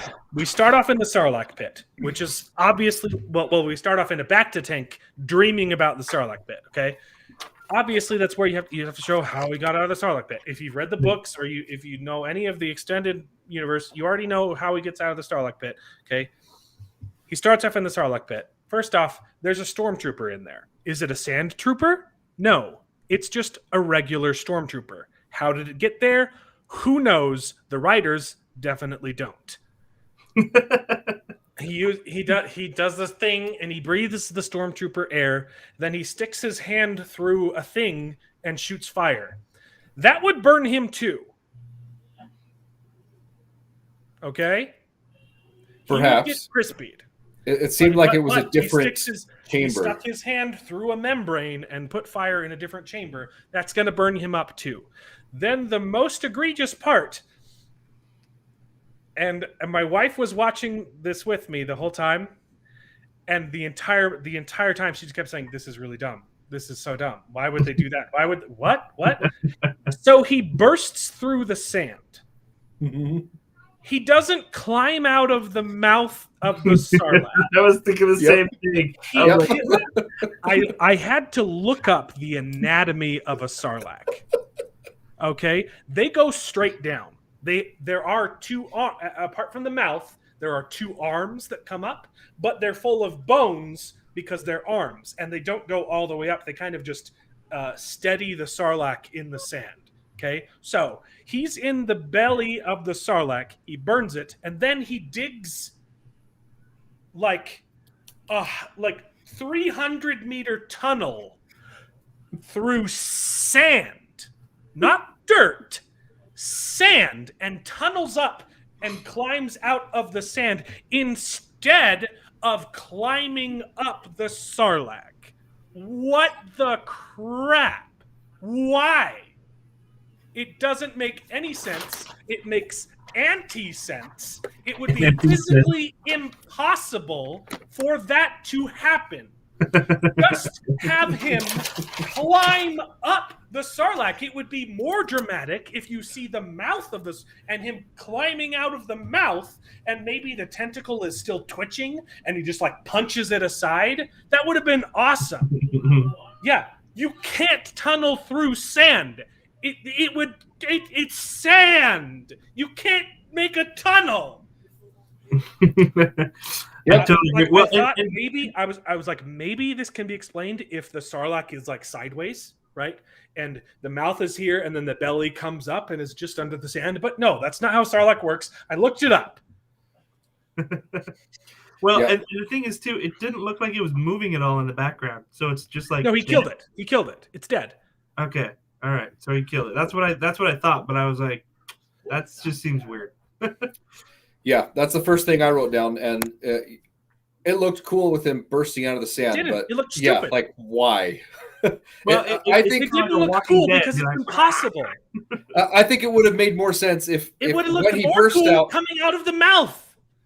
I agree. That would have been cool to have him climb up and like shoot the tentacles and stuff. There's no way you can justify this. Go on. Wait, and doesn't he have a jetpack? Yeah, he does have a jetpack, but it malfunctioned when Han Solo knocked him with the stick. And that's how he got into the Sarlacc pit. Yeah, that's right. Because he got smacked and it shot him into it. I think it. I had an issue with that too. That was literally the first thing I wrote down on my notes here. But I think it would have been more forgivable if, when he burst out of there, he came with it some guts of the Sarlacc, meaning that that was still part of the Sarlacc he was jumping out of. But you're right. It literally shows that he tunneled through sand. I know. That's why it's ridiculous. That's why I wrote it down. It was dumb. Also, why was there a stormtrooper there? It was just a regular space stormtrooper, not a sand stormtrooper. And there weren't stormtroopers in the fight. It was a bounty hunters. Exactly. Okay. So if there was a stormtrooper there, it was there from before. It was there from before, so he should have been more deteriorated. Then why wasn't it a sand trooper? Exactly. These writers don't know what they're doing. Also, in the same scene, it shows a view from Boba Fett's visor, and it's covered in sand and mud. You can't see anything? And the visor shot is clear. It's like, what the crap? Oh yeah, I didn't even notice. It's covered with sand and mud and stuff, and then it shows a POV shot from Boba's visor, and it's completely clear T shape or whatever. I'm like, no, that's stupid. Okay. And the way I'm going through this, I'm not going to jump between the timelines. I'm just going to talk about the timeline and then the next timeline. Okay. Right. So he pulls through the sand and then falls asleep on the sand, and then a bunch of Jawas steal all his clothes, and he doesn't fight back. I know, right? What? He just sleeps, and then the Tusken Raiders, the sand, right? The sand people. Tusken Raiders, sand people, yeah. They find him and they tie him up and they drag him like a slave back to their house, and he doesn't put up a fight for them. And then he's tied up, and there's a space dog, and there's also one. I don't know what's the name of the suction cup finger Rhodians. alien. The what? Rhodians, right? Suction cup finger hands. So there's him and one of those guys tied up, and there's a space dog, and the space dog is going to eat him, and so he fights the space dog. That was a cool moment, and he cuts his bonds, and he's free. And instead of proceeding to kick some butt and murder everyone there, he turns to Suction Cup Hands and says, "Do you want me to free you too? Because I'm a nice guy now, apparently." And then he starts screaming, and instead of fighting, he runs into the desert, and they chase him down, and then they have a female sand person beat him up. I didn't know this was a female sand person. It's a woman. But yeah, It's a woman. It was pretty dumb. It's definitely a woman. They have him beat him up, and he sucks at fighting. I mean, I agree. He's been, sitting in these Sarlacc juices with acid on his face and dehydrated, but still, he doesn't even try to fight. Doesn't even and then he gets dragged around by a little kid. Yeah. For the and then there was one cool moment when he's digging up for the water hookah shells, right? Yeah. He digs up a shell and he's like, I got one. I'm going to take a drink, and he takes a drink, and then the guy's like, no. The little kid tries to hit him, and he grabs his thing, and it was like this great moment of defiance, and then he hands it to him. Yeah. Yeah, and that was then really he dumps it out. What? You had him be cool. He should have just kept drinking, right? Why did he give it? If he was being defiant, why did he hand it over? Yeah. You know what else was dumb in this scene? It shows them dragging Boba Fett and the Jawas are 3 feet. What? Sorry, I was answering a comment. The Jawas are the small guys. The sand people are tall, regular humans. Yes. So it shows them come across what looks like a moisture farm. Yeah, it could have been the same place. It's not.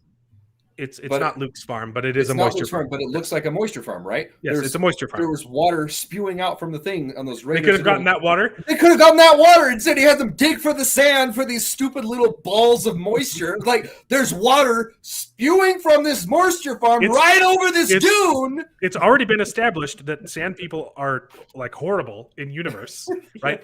They like when they find Luke's aunt and uncle dead. They think that it was sand people at first because that's a normal thing. But they're like, oh, we're not going to. I mean, those people are probably going to die anyway, but we're not going to exploit them because I guess we're nice now. Like, I don't know, like Disney, the MCU and Star Wars now, they can't have like morally gray people. They have to be good. And that's my biggest complaint of this whole, and I'm going to get into it more. Boba Fett, he's not interesting because they've changed his character too much.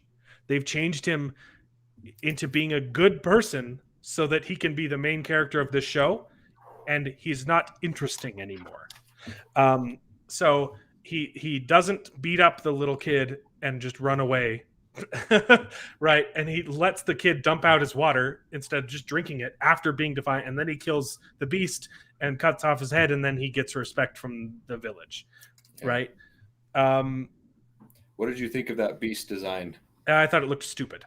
I agree. I thought part of it... It literally gave me flashbacks to Mortal Kombat.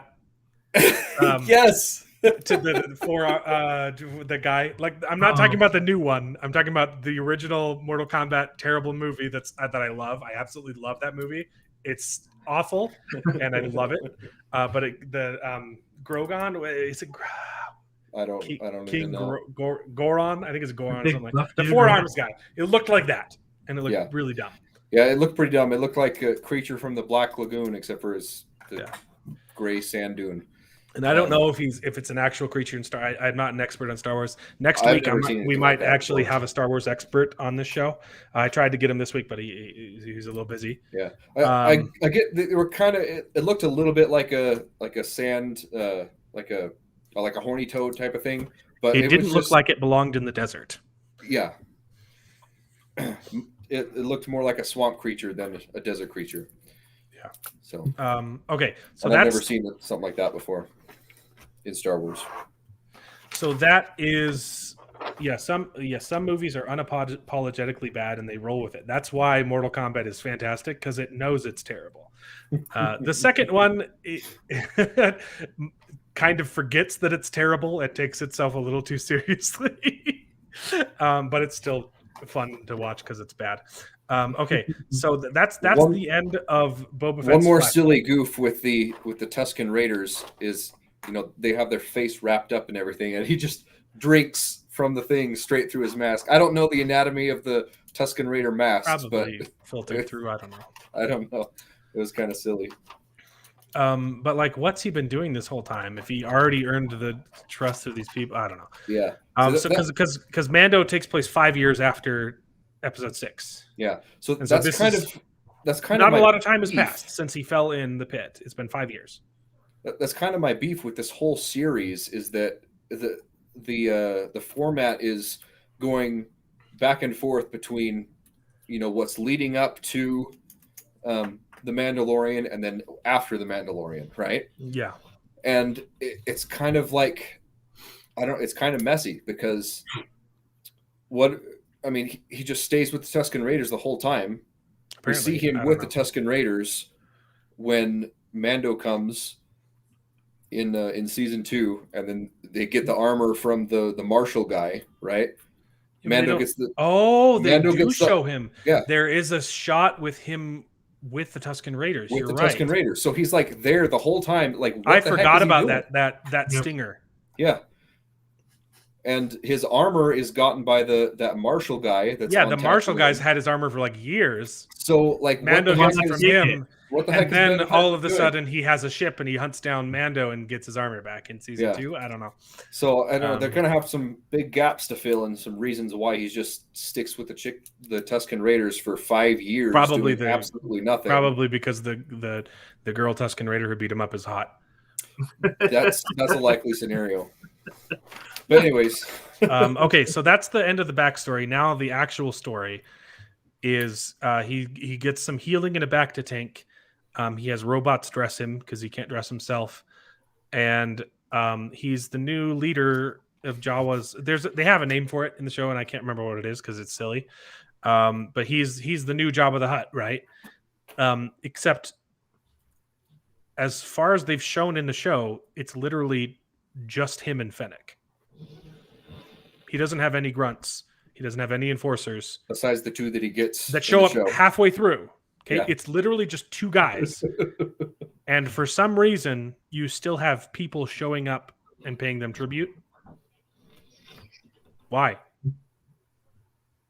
because he Why? killed the other one. The Bib The other one had like an army, right? Yeah, presumably. I don't know. Presumably, yeah, it would be nice if they explained it. All they've Yeah. shown is just him and Fennec, and for some reason, people are showing up to Jabba's palace to pay him money. That doesn't happen. That's not real life. And I get that this isn't real life, but that's not how. That's people would say, "Oh, the Jabba's dead. That guy who was there is dead." Like, we don't need protection money anymore, right? Like, he's a gangster. He's supposed to be a gangster. Yeah, That's basically it. He's a mob boss.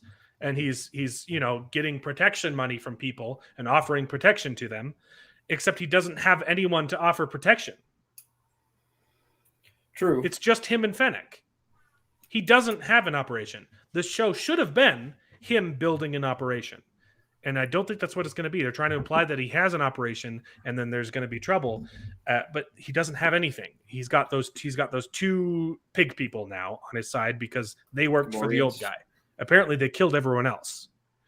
They say that, right? Like, these are the only 2 people who like kept fighting, right? And everyone else is dead. Okay, so people are just showing up and giving him money randomly with no explanation. And then the mayor's ambassador shows up, and holy cow, I thought that the female Twi'lek was a bad actor. This is the worst actor in all of Star Wars. I agree. He's talking like a high school stage actor. Like, it bequeath me, my master, to give you a boon, but my only present is my presence. And I'm like this. It was not Star Wars. Yeah, he was really awful, and his accent was terrible. Typically, Twi'leks or Twi'leks, however you pronounce it, in Star Wars, they typically have a French accent. Well, they typically have a different And- language, right? You get, I mean, yeah, they have a know, different language. You get but the when they Twi'lek speak, in episode 6 who's Wanatonga, Wanachunka, or like he's super menacing, and then you get this guy who's like, I am there. I don't understand. Like it's just gross. yes, It felt Yeah, like it was in a different movie. it was pretty awful. I get that some of them can speak the English, whatever English is supposed to be, right? Like Basic, because I mean, is Ahsoka is a Twi'lek, right? Yeah, but they have slight, well, I guess Ahsoka doesn't really, but most Jar of Jar the Twi'lek. well, actually, Ahsoka's not a Twi'lek. She's a Tagrosa or something. She has three. She has three. Oh, she has 3. I didn't know there was 2. She's not a Twi'lek. Yeah, but yeah, typically Twi'leks have if they speak Galactic Basic, which is the English language, they have a French accent. I don't know what this guy was Typically. on, but it was Jar Jar Twi'lek. just awful. Yeah, Just Jar Jar awful. Twi'lek. That's his name from here on out. And so there's that confusion. Oh, the mayor's not going to pay taxes, or she's not going to pay protection money, because I mean, the mayor's going to be a woman, right? Definitely, Probably. You're right. I just said Right. she instinctively because I know that the mayor's going to be a woman. Because they haven't said he, it means it's gonna be, the reveal is, oh, it's a woman. Women can be mayors. Right? Just say it. It's fine. So like that's confusing, and then he goes to town to get more protection money, and like the way that it's done in the show, just like Boba Fett just like doesn't know what's going on. He doesn't know the town. He doesn't know anything. So why would anyone pay him protection money? I don't get it. I don't understand. He shows up at the brothel, right? And they give him money too, and they have a scene. And there's also a male Twi'lek that has female ears. I didn't notice that. Yeah. I'll have to go back and see male that. Twi'leks have regular human-shaped ears, and Yeah, he's got like one of the horn things. Yeah. I'll have It's to go just back like and this watch that. detail. Like they just don't have no attention to detail. Like I'm not even a huge like Star Wars buff, and I noticed that, and I'm like, no, okay, yeah. The girls all have those little like humps, Cones. Yeah, Cones. they have like cone ears. and the boys all have regular ears. I thought he looked weird. I thought that male bare chest. It's the one that looks like a stripper. Yeah. Yeah, I was like, what the heck? But yeah, you're right. It's probably the ears. And the fact that he was a Chippendale model. So he gets money from them in his hood, and for some reason he wants to rule with kindness instead of fear. That's not who Boba Fett is. Okay, and we were talking about this beforehand. You were asked if we'd watched the Clone Wars. Right? I haven't watched all of it, but I've seen like 2 seasons with my son. We're on season 3. We watch it every once in a while. There's literally an episode in that with young Boba Fett, and he's ruthless. His only desire is to kill Obi-Wan and get revenge for his father's death, and he's literally willing to sacrifice an entire ship full of younglings. He's willing to blow everyone up on the ship so that the explosion will also kill Obi-Wan Kenobi. But in this show, he wants to rule with kindness. In the original trilogy, Darth Vader hires a bunch of bounty hunters to hunt down the Millennial Falcon. And he pauses and says, Boba Fett,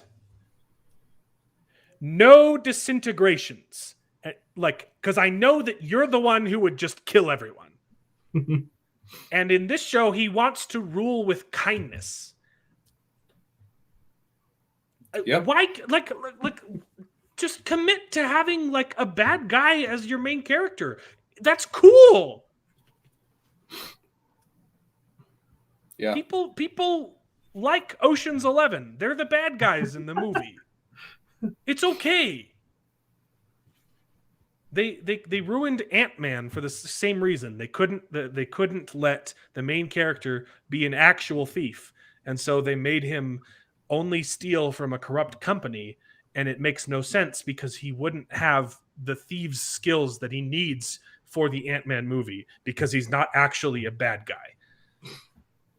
It's the same thing. Like Disney is just like it's just they can't have interesting characters, and I hate it. Yeah, you're right. So I just don't understand why Boba Fett is even in this movie if they don't want him to be Boba Fett. They want him to be a nice guy and sympathetic, and he's going to be nice to the Raiders. He's going to be nice to everybody. And real Boba Fett would have just killed people. Like the people who didn't show up with money, he would dump them in the pit with the chompy. I thought that's what was going to happen. Chompy. The guy who was disrespectful. Yeah. Okay, but he could have put spikes in there or something. I thought the guys who were coming in there being disrespectful, I thought, open up the floor and kill him. This is Boba Fett, right? I was like, yeah, Boba Fett. And then he's not Boba Fett. Yeah, you're right. Okay, so then assassins show up and try and kill him. Lowest And point I know of the that movie. I know that they're assassins because the subtitles call them assassins. What are they trying to do? They're not trying to kill him. They surround him with shields and poke him with non-lethal zap sticks. They poke him about 17 times, and their plan he's not fazed by it, and nothing like, what is their plan? Are they trying to assassinate him? Are they trying to capture him alive? If so, they're not doing anything to accomplish either of those goals. And for some reason, Boba Fett fires a rocket into melee. He fires a rocket into the guy with a shield directly in front of him and knocks everyone down. I didn't. Has he not played Halo? Yeah. You don't use the rocket launcher in close range because you die too. Okay, and what's even worse is in like a couple seconds after that scene, he uses the rocket launcher again, and it vaporizes the guy. There's not even blood. The guy disappears. So then why didn't he die? That didn't hit the shield before. Yeah. It would have done more if it bounces off away. the shield. It would have killed him. He's standing right there. The shield's here. The shield could have absorbed rocket. He shoots the energy. rocket like this. Boom! It would have killed him. Yeah, because it shows what the rocket does to a person who doesn't have a shield.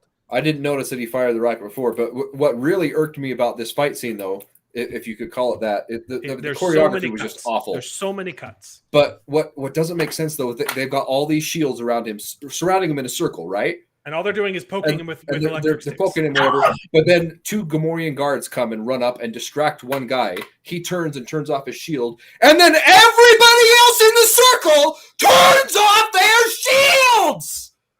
It's like, what? You could see them in the thing. The guy's getting attacked. The entire episode was like, what is going on? And all the other guards that had their shields up, they turn off their shields and allow Boba Fett and Fennec Shand to attack them. To kill all of them. What? Who choreographed this? It was awful. It was so bad. It was Robert Rodriguez. This episode was directed by Robert Rodriguez.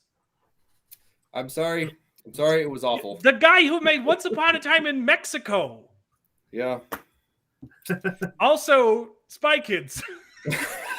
Oh, there you go. Yeah. But those movies are actually great. I love the Spy Kids movies. Okay? Yeah. And they know that they're cheesy. Like he made them for his kids. Okay. Robert Rodriguez knows how to direct action, and I don't know if it was just him phoning it in or if it was Disney saying, sorry, you can't actually be cool. I don't know. Well, he may have been the director, but whoever the choreographer was for this fight scene just dropped the ball. It was messy. Man. Okay, it was awful. So three of the assassins get away. One of them gets vaporized by a rocket, and the other two get chased by Fennec. And he says, "Keep them. I want them alive, right?" And I gotta show this clip. I was gonna say, when are we getting this is the worst part of the entire episode. Is this the shortcut? Hollywood. Stop giving regular people the ability to just teleport indiscriminately. Yep.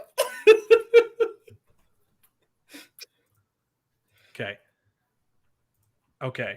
She's chasing the two. You get like a mediocre parkour scene where they're chasing in the streets, right? And then this happens. Watch.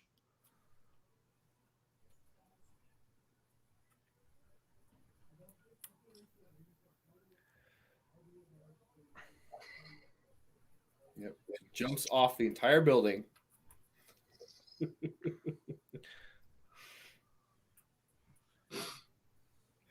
Yep.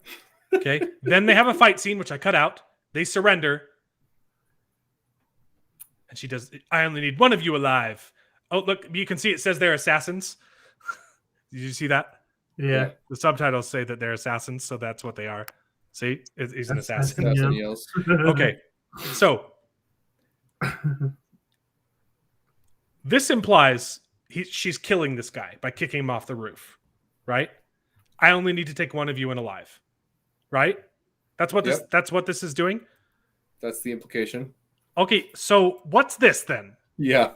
How is this not suicide? And you know what's worse? It shows you what's down there. Let's go back here. Yeah. There's literally nothing she could be like. Look at this. That's like 3 And stories she down. Superman's. First off, she dodges their attacks, and then afterwards jumps off the roof. She dodges a ninja star and then jumps off the roof. Why? She jumps off to avoid fighting them, only to then fight them. The next scene, And right? Teleport But also- on the other side of the building complex. Also, it's not like I'm gonna roll over the edge and grab something. This is suicide because this is death, right? This is killing a guy. What is this? What is this? There's no way she could have twisted and grabbed something. She's already like 5 feet from the building. Why does Hollywood think that teleporting is interesting? It's not interesting. It pulls me out of the movie and it's stupid. Also, why do they surrender here? It's been established that these things are not lethal. Yeah. Mando was poked by them 17 times and nothing happened. Why do they just surrender?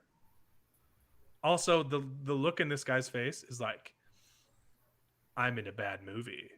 I don't know. Like,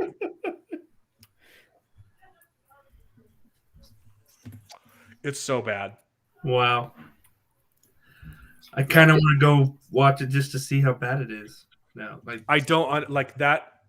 Just like completely. I was like, okay, there's some silly things. Okay, and I'm like, that's just like unforgivable. It's nonsensical. It's horrible. And then they just have to drag Boba back into the back to tank where he's going to have some more flashbacks of what happened when he was chummy with the Tusken Raiders. That look says this is going to kill my career. Good thing you can't see my face. Yeah.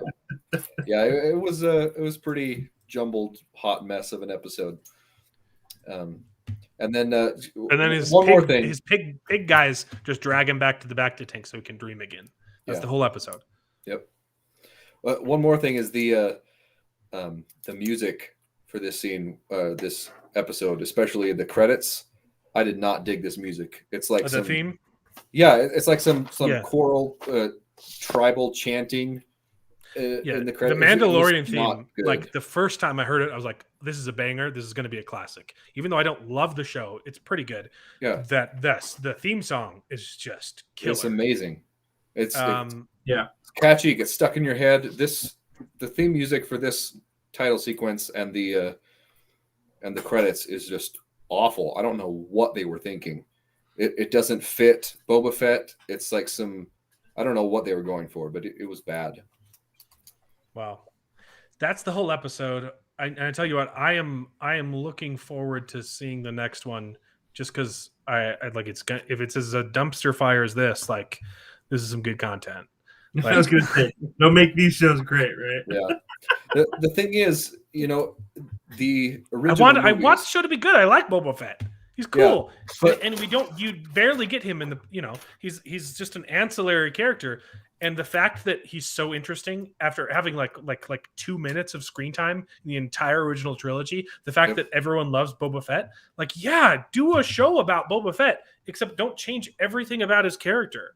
Yeah, that's exactly what I was going to say. I think a lot of the issue is we've hyped up Boba Fett so much, and they set him up in the original one with that one line, no disintegrations, right? Of being this awesome badass character, but really he doesn't do a lot in the original. He tracks down Han Solo and hauls his frozen carbonite butt over to Jabba, and then he gets hit with the stick and falls in a Sarlacc pit. He's killed much at all. He's killed as a joke in Episode 6, which I have problems with Episode 6.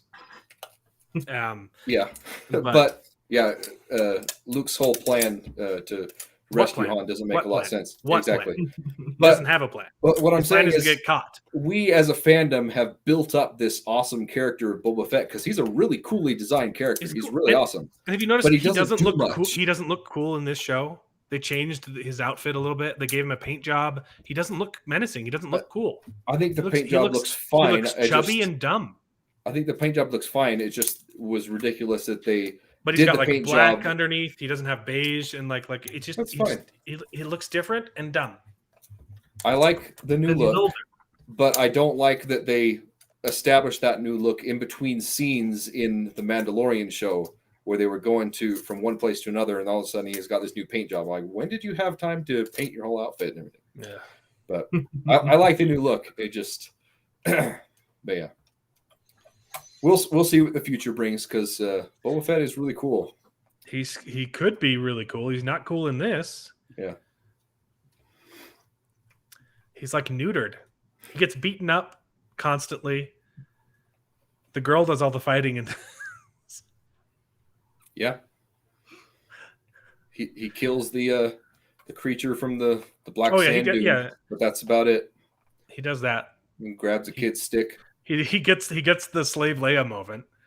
He chokes the big creature out with his chains. That scene would have been better if he was in. Honestly, what would have saved this episode is if Boba Fett was in a bikini. I would have been down. I would have been 100% down. Wow, you're killing me.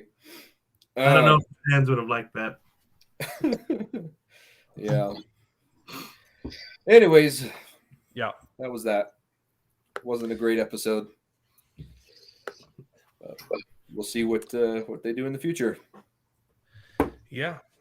So that's been us talking about Spider-Man and Book of Boba Fett episode 1. I think the original plan was to talk about the Wheel of Time too, but the people I wanted to talk about it with aren't even here. I'm dying to hear what Tanner thought of the last episode. We already talked about it. I want to know what Tanner has to think about the finale, and I want to play a game with Jared and Nathan about planning out which finales go in which season. But we can't really do that here. So yeah, I think that's all. You guys have anything else to say? It's been a great show. It's fun. I love doing this. Yeah, indeed. We have our very dedicated viewer. Yep. Who I love to death. Comments are always on point. SG. I don't know what that stands for. I'm going to call you Sergeant Gary. Thanks for joining the stream. It's been chill. It's New Year's. It's Happy New Year's, guys. Yeah. What are your resolutions? Watch some more television. Oh, and Park Productions here. Yeah. Sorry, what'd you say? Watch some more bad shows. And hopefully more good shows than bad shows. But time will tell. He's Sergeant Gary now. He changed it.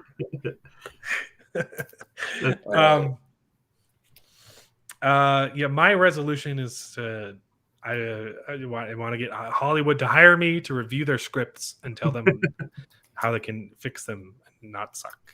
But I doubt that's going to happen. But they say set goals they say to dress for the goal that you want to become.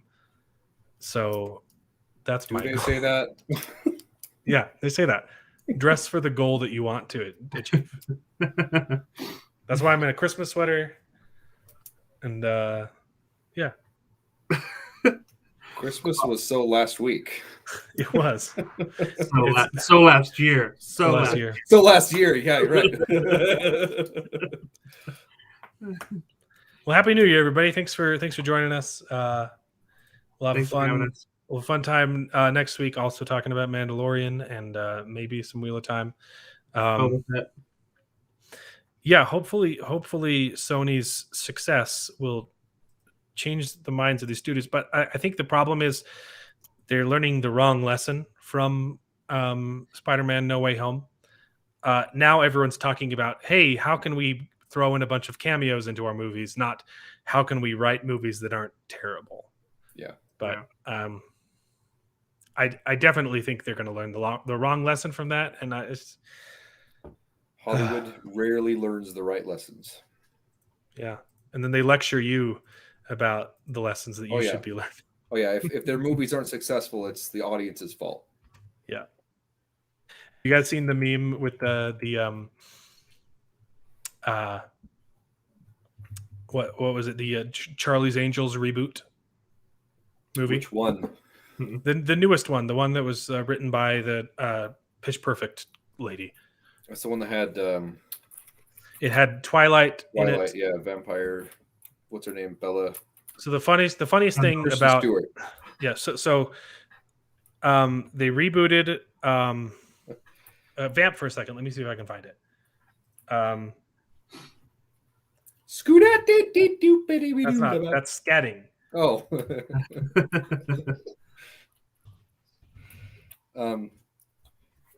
Yeah, I haven't seen that Charlie's Angels reboot movie, but I heard it was terrible, and so I didn't see it.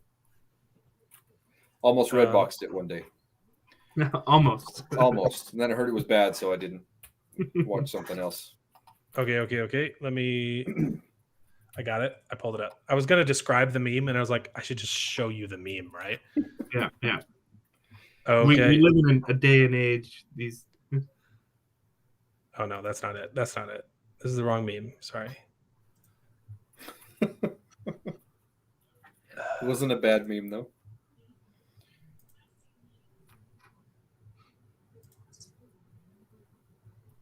Here it is. Sorry, that was someone making a meme about the meme. Okay. So they marketed this movie for months and months saying this movie is not for straight white men. This is a movie for women. This is the same news art. These are real news articles that happened. This is the same news outlet that posted both of these articles. Straight white males, this movie is not for you. And then a month later, why are straight white males refusing to see this movie? Well, because you told us it wasn't going to be good. Like this is just the perfect summation of Hollywood's attitude right now. Like they will do something dumb and then blame you for thinking that it's dumb, and then tell you that you're dumb for like thinking. It's like yeah. Now the previous. That's the previous reboot of the Charlie's Angels. They weren't great movies. They were good. I love them. They were fun, and they did. They had some callbacks to the original TV show and brought in some of those original actresses, and that was great. Yeah, it's my whole speech. I think I've said this before, but like it's like Hollywood created Harvey Weinstein. And they created a culture in which the term casting couch exists and everyone knows what it means. And then when people came out and said Harvey Weinstein did some bad things, Hollywood acted like they were shocked. But there's a reason why we know what a casting couch is. This wasn't a secret. Like Meryl Streep straight up said that she slept her way to the top. And now they turn around and say, you guys it's your fault, not Hollywood's. Like, that's ridiculous. You guys created the term and blamed the fans for it, so it's dumb. What a note to end this New Year's stream on. Such a downer. My resolution is to never be one of those YouTubers who ends up in a scandal. On a casting couch. Yeah. And when it, like 10 years, my New Year's resolution is to not have a moment 10 years from now when it turns out like I've become the guy that I complain about. So It's good resolution. That's yeah, great. you can clip this, and in 10 years, if I've become that guy, you can be like, wow, you're technically a loser. All right, I'll be sure to clip it right after we're done here. Get ready. It's the surprised Pikachu face. What? Harvey Weinstein was bad? Even though we're all like on camera, on record, saying that we love Harvey Weinstein. Oh man. Yeah. Netflix Arcane. Yes, I've watched it. It is absolutely fantastic. I did a I have video. not watched it yet. I did a video talking about the first act, and I just have not had time to go back to it. Check out Arcane. Have you've seen the whole thing, Jared? Yeah, it was amazing. We'll talk about Arcane on this show eventually. Yeah. When everyone's seen it, go watch it. It is phenomenal. Now I can go and tell my blew wife my we mind. have to watch it. It really is good. Like shoot. It really set a precedent for animation in general, and I thought the just looking at the artistic merits of the animation style and what was done in that movie or in the show, I thought it was better than Into the Spider-Verse. Yeah, I'd agree. That's with high praise. I think Into the Spider-Verse has maybe a better story. I don't know, but it's really good. It's really good. Watch it. Yeah. It's been on my watch list for a long time, trying to get my wife to watch it with me, but Yeah. she keeps saying, "Oh, let's watch something else." So now It's I'll have so to good. tell her I have It to is watch it because so it's for good. the show. Yeah, like the episode 7, the first episode of Act 3, the finale of that episode. Like I'm gonna like make a whole video on it. Like it's so good. You know the fight I'm talking about with yeah. the La la la la la la. Like they're oh boy, that's a good. Oh man. Cool. Yeah, watch Arcane. We'll talk about it. We'll definitely talk about it on this show. Yeah, we'll try and stick to like timely topics, but like we're gonna talk about other stuff on the show. This is gonna be like the go-to. It's the best gen, guys. Obviously, if you're not part of our generation, you're welcome, as long as you agree with us. Well put. All right. Peace out. It's been a blast. Love you Yeah. guys. All right. Have a good night. Thanks. Love you too. Bye.